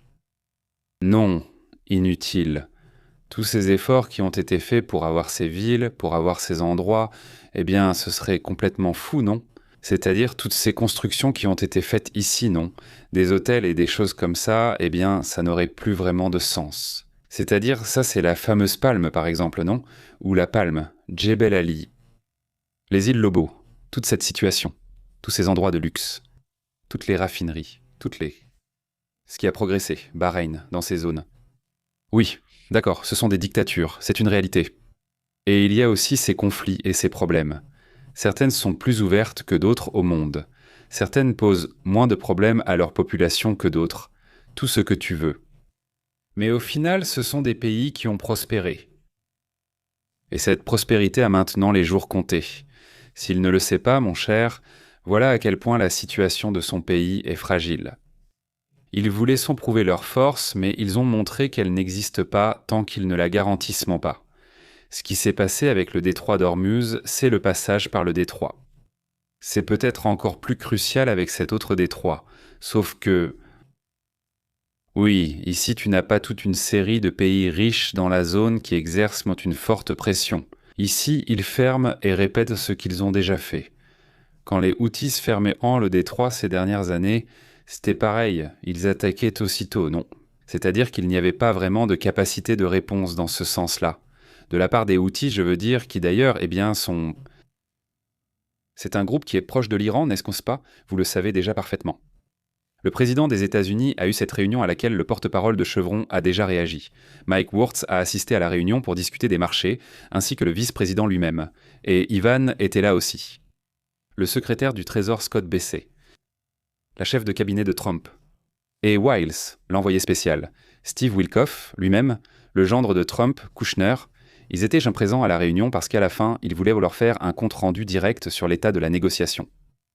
Tous les cadres, soi-disant. Ça, je n'y crois pas, mais bon, soi-disant, ils ont salué les mesures qu'ils prennent et je ne sais quoi d'autre. Et ils ont affirmé que le président fait tout ce qu'il faut en ce moment. Cet être. Eh bien, ce sera parce que le prix du pétrole a augmenté. Ce doit être pour ça. Pourquoi donc ? La semaine dernière, l'administration de Trump, d'ailleurs, a accordé un délai supplémentaire de 90 jours à la loi sur le transport maritime, connue sous le nom de loi Jones. Avec cela, elle cherche donc à permettre que des navires battant pavillon étranger transportent des produits pétroliers et des engrais entre les ports américains. Un autre sujet qui fait également partie de ces mouvements stratégiques. La condamnation de Yoon Suk-yeol est déjà tombée d'ailleurs. Vous vous souvenez de ce personnage ? Cet individu, le président qui a failli faire un coup d'État en Corée du Sud récemment, il y a quelques mois. Vous vous souvenez ? La condamnation est déjà tombée d'ailleurs. Il sera en prison pendant 7 ans.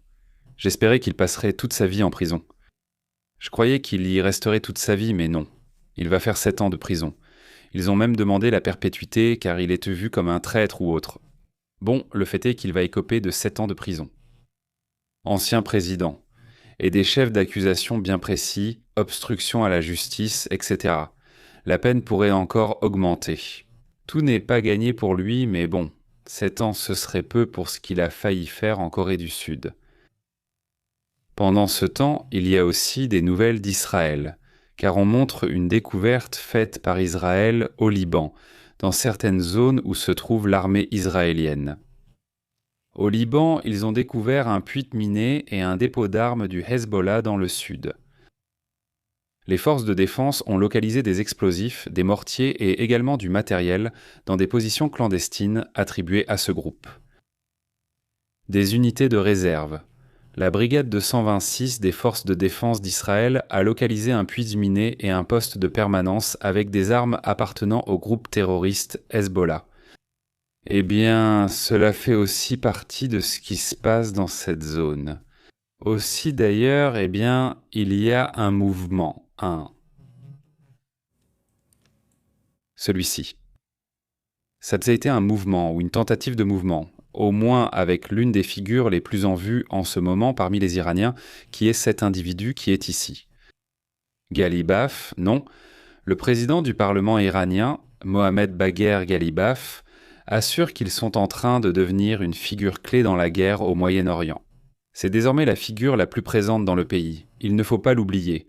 Abbas Araghchi, lui, agit surtout à l'extérieur. Mais du point de vue politique, Ghalibaf pourrait être le prochain personnage important. Après l'élimination de nombreux dirigeants iraniens lors d'attaques conjointes entre les États-Unis et Israël, y compris le guide suprême, Ali Khamenei, et la possible blessure grave de Mojtaba, il y a eu de nombreuses spéculations sur l'équilibre des pouvoirs. Ghalibaf serait la figure la plus influente en contact avec les négociateurs américains. L'ennemi est entré, dit-il, dans une nouvelle phase. Il veut activer la pression économique et la division interne par le blocus naval et la manipulation médiatique pour nous affaiblir ou même provoquer notre effondrement de l'intérieur, a-t-il lui-même déclaré. Voilà. Il dit qu'ils sont unis. Il dit que ce n'est pas vrai, qu'il y a une rupture. C'est ce qu'il commente. Ce sera difficile. J'ai du mal à y croire, sincèrement. Non. Il affirme que Ghalibaf lui-même dit que les États-Unis ont conçu un coup d'État.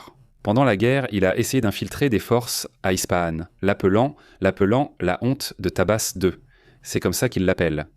Il affirme que les États-Unis ont tenté 6 plans distincts pour renverser l'Iran pendant la guerre et que les 6 ont échoué, selon cet individu. Voilà, c'est ça le modéré.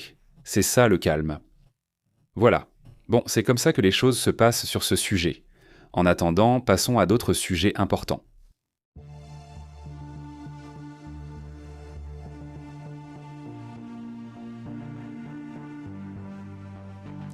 Bon, ce qui suit attire aussi l'attention. Voyons si nous avons l'image, il me semble que oui. Nous allons la vérifier tout de suite, mais ces images de camionnettes avec le drapeau de l'Iran et d'autres drapeaux de là-bas ont circulé. Oui.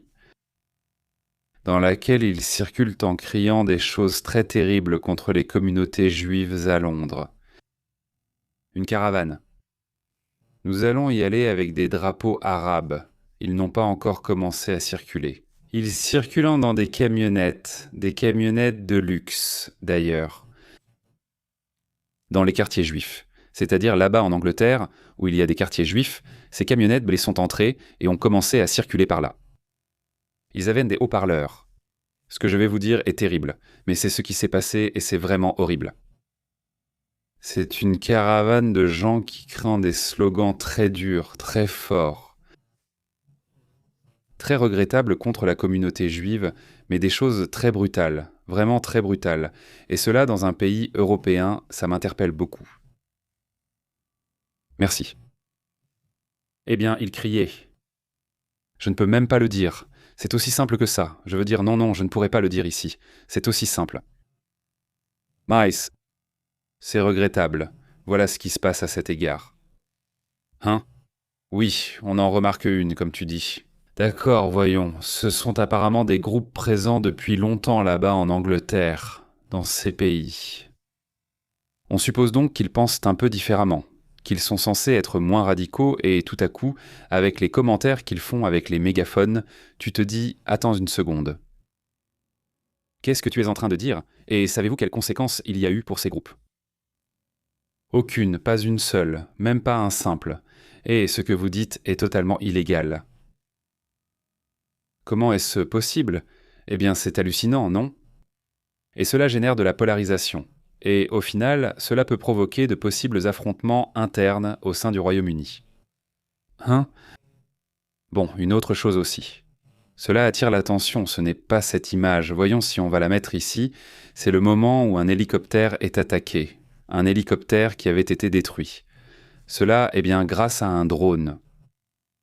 D'après les rapports, 2 hélicoptères ont attaqué des hélicoptères Mi-8 russes et un hélicoptère d'attaque Mi-24 stationné sur un aérodrome improvisé, à 150 km derrière la ligne de front, dans la région de Voronej. Eh bien, c'est là qu'ils ont été attaqués, les rendant inutilisables. Ce sont des cibles pour des drones, non. C'est aussi très important, les mouvements qu'ils font dans ce domaine militaire sont vraiment hallucinants. C'est surprenant de voir que cette guerre non seulement ne se termine pas, mais qu'il y a des attaques tous les jours. C'est vraiment incroyable. Je sais que beaucoup en ont assez et diront de ne pas aborder le sujet, mais ce sont des actualités. Au final, il faut en parler et les commenter. Il faut les observer. D'ailleurs, c'est aussi surprenant de voir comment l'incendie de Tuab est encore visible depuis un avion. C'est hallucinant ce que ces guerres provoquent au niveau du climat, de la pollution. Il doit forcément y avoir un effet fort, un effet énorme. Rien de plus. Il faut surveiller le golfe d'Oman. Il commence à y apparaître.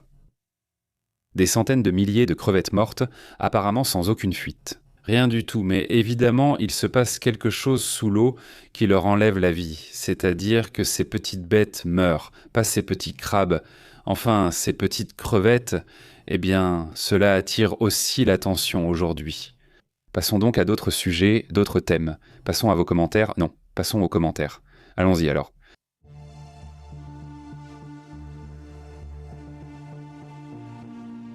Comment allez-vous? Comment ça va? Merci beaucoup de nous accompagner dans ce direct du matin. Eh bien, un grand salut à toute la communauté. Edwin, comment vas-tu? Un grand salut. Eliseo, Rochi, la magique Luna. Salutations jusqu'en Espagne. Amélia, comment vas-tu? Comment ça va? Regarde, fais attention, il y en a une autre qui a dit bonjour. Tu vois, ils apparaissent et disent bonjour. Salutations, maître Chifou. Salutations, maître Chifou. Un grand bonjour. Comment vont les choses? Non, pour moi, il est parfois difficile d'identifier maître Chifou Don Draper, le maître des caméléons. Non, je suppose que c'est Don Draper, je ne sais pas, n'est-ce pas? Mais il me semble que oui. Mais bon, un énorme salut à Don. Il dit, waouh, même en Corée, la loi s'applique aussi là-bas, il gagne. On accepte les cacahuètes? Oui, la loi gagne toujours, Don, non. Il dit, Mercedes, comment vas-tu? Un énorme salut. Comment allez-vous toutes les deux là-bas? Il dit, maître Chifou, ça ne finira jamais. Et les pays transforment leurs économies en économies de guerre. Malheureusement, c'est l'approche qu'ils adoptent. Et c'est un énorme business, n'est-ce pas? C'est-à-dire, ce n'est pas seulement une question de, comment ils appellent ça? De munitions, non? Et des armes aussi, non?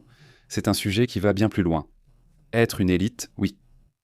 Et voilà, si c'est comme ça, alors qu'il y a tellement d'autres choses dans lesquelles investir, bien plus intéressantes, non? Mais bon, c'est une des choses qui me surprennent. Oui, tout à coup, je m'arrête parce que l'information est comme ça, non? Imaginer pour nous, c'est de l'information au quotidien. Mais tout à coup, on fait une pause, non? C'est-à-dire, avec cette information, tu t'es déjà rendu compte de l'importance de cette note, non? Et tout à coup, tu écoutes. Tu réfléchis à des notes d'il y a 1 jour, 2 jours. Et la note qui me revient souvent, dont je parlais avec mon fils aîné, c'est celle de Mars. Celle de Mars dont j'ai parlé hier, je crois, sur la façon dont il découvre. Évidemment, on sait déjà qu'à intervalles réguliers, la distance entre Mars et la Terre diminue. C'est très connu, très bien connu. La distance entre Mars et la Terre diminue à certains moments. Mais de nombreux scientifiques et observateurs surveillant les météores, etc. Alors, ils ont commencé à observer.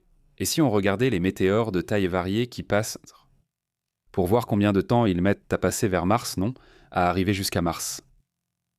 Et ils se sont rendus compte qu'à certains moments, les météores arrivent beaucoup plus vite qu'ils ne le pensaient.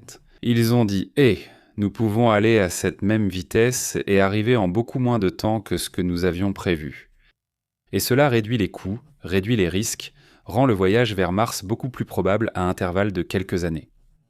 En 2031, cette conjonction va se produire, pour ainsi dire, ce moment spécial où l'être humain pourrait arriver, pourrait aller sur Mars et revenir la même année. C'est-à-dire partir, y rester un moment, revenir, et il ne se passerait qu'une année. Donc ce serait incroyable, n'est-ce pas ? Si les vaisseaux et les combinaisons spéciales sont prêts, car elles ne le sont pas encore, il y a trop de réactivité comparée à la Lune. Donc ils ne savent pas ce qu'ils vont faire. Et en plus, ce serait 1 an de voyage, c'est-à-dire une année d'usure physique. Eh bien voilà. Quand ils m'enverront, je leur dirai, comme tu dis, salutations. Comment vas-tu, Omar? Mar Michael, 283 salutations à Miami. Très bonne salutation. Il dit qu'il s'agit d'une guerre contre la barbarie, le fondamentalisme islamique, et que tout le reste du monde est en danger à cause des fanatiques messianiques qui vont à la mort, comme certains qui sont bons pour les salutations. Comment vas-tu, GP Belmont? Très bonne salutation. Judy, salutations. Cher bébé, il te salue. Depuis Bogota, je vous regarde toujours. Merci beaucoup. Grosse pour salutations. Judy, comment vas-tu? Merci de nous accompagner. Comment vont les choses en Colombie? Ça a été très mouvementé ces derniers jours, non? Eh bien, beaucoup de nouvelles arrivaient ici à propos de ces attentats qui ont eu lieu. Je ne sais pas si la situation commence déjà à se calmer un peu, mais qu'en penses-tu? Il dit que Valdo a demandé comment ça allait. Il dit qu'aux États-Unis, ils cherchent à rétablir les pelotons d'exécution. C'est fou, mais oui, exactement. Ils envisagent vraiment d'avoir des pelotons d'exécution. C'est-à-dire des pelotons d'exécution comme à d'autres époques, non? C'est une idée qui circule en ce moment, c'est incroyable. Leonardo Pepe dit « Selon moi, la condamnation de l'ancien président de la Corée est légère, parce que si le dirigeant de la Corée du Nord avait été impliqué, il aurait pu... Oui, c'est-à-dire... Oui, c'est très grave ce qu'a fait ce président John Joel. C'est-à-dire, c'était surtout son épouse qui faisait l'objet d'une enquête pour avoir acheté des sacs de luxe. Et qu'ils lui ont aussi offert ces cadeaux. Ils ont dit « Attends, voici les lois, et ça c'est de la corruption ». Alors lui, l'affaire a pris de plus en plus d'ampleur, et il ne voulait pas qu'on enquête là-dessus. Et donc ce qu'il fait, c'est qu'il envoie un drone de la Corée du Sud, il envoie un drone en Corée du Nord. Et il s'en prend au nord, et là-bas, ils l'abattent, ou ils s'écrasent là-bas, peu importe. Tout cela est une provocation pour que la Corée du Nord mène peut-être une attaque limitée, que la Corée du Sud réponde et qu'il puisse dire parce que sous une loi martiale ou quelque chose comme ça, ils peuvent bloquer le Parlement. Alors avec ça, il évitait d'être enquêté, il jouait les bravaches en disant « Regardez, moi je fais face à Kim Jong-un, ils ne partent pas en guerre, peut-être qu'ils prennent ce risque, la tension monte, mais lui il s'en sort, il dit Ah, regardez, il est déjà hors de cause et il passe pour celui qui a affronté Kim Jong-un, même s'il n'est pas allé à la guerre. Il a donc calculé quelque chose comme ça, non ?» Peut-être pensait-il qu'en cas de guerre, cela deviendrait encore plus fou. On ignore jusqu'où il a anticipé, le plus fou, c'est que Kim Jong-un ne réagit pas, c'est-à-dire, oui, il se fâche, il dit ne m'envoie pas ses femmes, ou je ne sais quoi, et tu sais, il a lancé 2 ou 3 missiles vers la mer, il a piqué une colère et tout, mais il n'a pas attaqué. Les Sud-Coréens ont enquêté. Qui a lancé le missile, envoyé le drone, et comment cela s'est-il produit? Et tout montrait que, eh bien, c'était une stratégie, surtout parce que, quand cette stratégie n'a pas fonctionné, lui, de toute façon, il a voulu prendre le Parlement par la force, et il a envoyé les soldats pour prendre le Parlement par la force. Je sais que vous vous en souvenez, mais j'en parle car certains ne se rappellent pas comment cela s'est passé. Et alors tu te dis, attends une seconde, si Kim Jong-un n'a même pas réagi, pourquoi? Pourquoi presque déclarer la loi martiale, vouloir retirer les pouvoirs? Pourquoi? Alors tout le monde s'est dit, non, ce type-là c'est un magouilleur, il ne fait que ça, il a appris des autres, non. Et il veut contrôler le pays par la force. Alors, heureusement, le Parlement a refusé d'évacuer, les députés ont fermé les portes, ils les ont bloquées, les militaires frappaient déjà aux fenêtres pour entrer. Immédiatement, il rédige l'annulation de la règle du président et informe les militaires de cette annulation. Les militaires la lisent, disent « d'accord », se replient et laissent tout en plan. Parce que, pourquoi? Les militaires allaient exécuter ce que le président disait, parce que c'est la loi. Le président dit ceci, donc cela allait être appliqué. Au moment où ils ont enfoncé la porte du Congrès, ils ont emmené les députés et les ont sortis. Et le Congrès était fini, mais heureusement le Congrès a eu le temps de faire passer cette annulation. Cette annulation, ils la présentent et disent « Nous sommes ici en session en direct au Congrès et la loi ou la règle est annulée, ordre du président, n'est-ce pas ?» Mais c'était comme ça, c'est-à-dire de vrais héros, les députés à cet égard, n'est-ce pas? Ils l'ont libéré de justesse, même le même parti. Le président a voté pour celle-là. O sea, que no, está. C'était de la folie, ce sujet. Mais oui, bon, c'est un sujet très impressionnant. Il dit, comme je leur disais, je pense qu'ils n'avaient pas besoin d'aller sur Mars, mais quand même, on vient de là-bas, il dit « Comment vas-tu, Éliseo ?»« Bonjour, salutations. » Voilà, dans la section communauté, il y a le sondage, si vous voulez participer, et aussi laisser votre commentaire si vous le souhaitez, n'est-ce pas? Ce serait vraiment génial aussi. César, comment vas-tu? Il évoque le sujet des États-Unis. Ils veulent demander que la Chine utilise le Mexique, dit-il, comme porte d'entrée des marchandises chinoises sur leur territoire. C'est complexe, dit-il. Oui, et c'est la Chine et le Canada, c'est-à-dire pas seulement le Mexique, mais aussi le Canada. Des marques arrivent par là-bas et le problème, comme tu le dis bien, c'est complexe, très complexe, parce que, pour commencer, regarde rien que ça.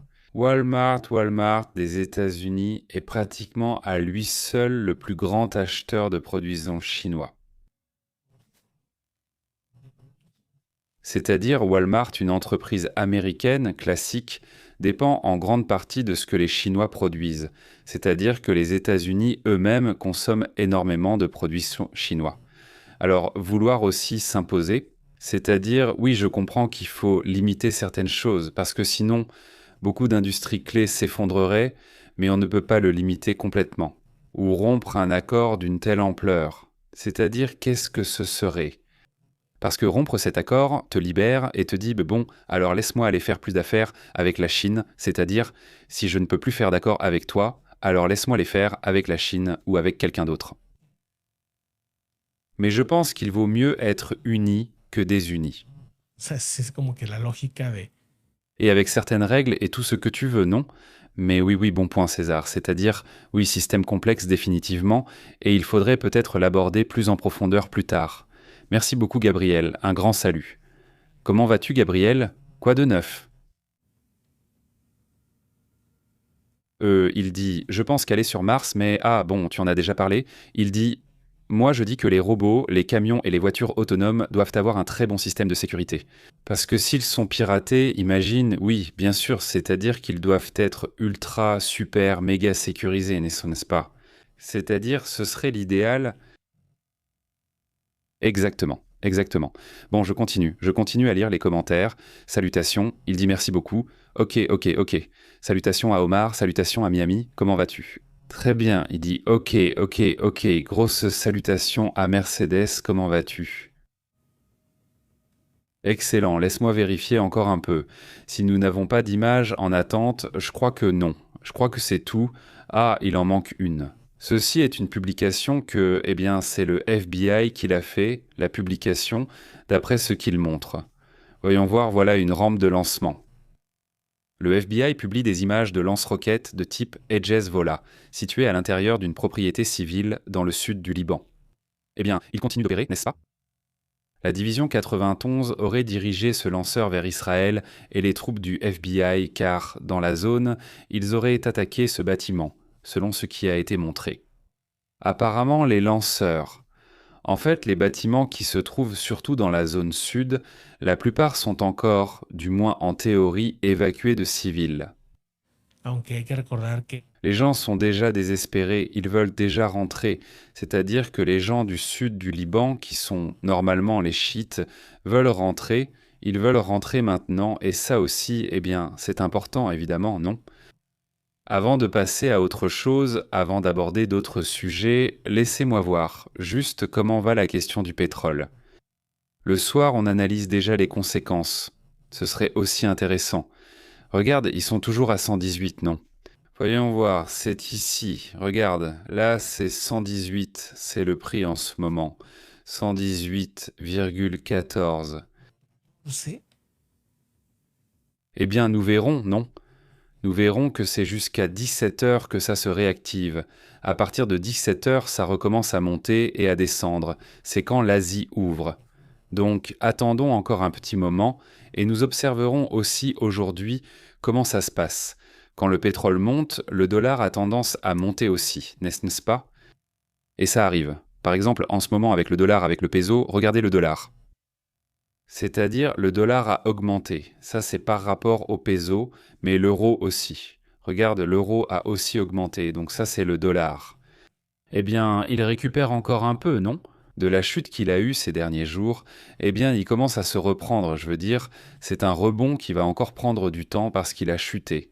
C'est-à-dire, d'abord, le pétrole monte, le dollar monte par rapport à l'euro, et ça reste comme ça un moment. Et puis ça redescend à nouveau.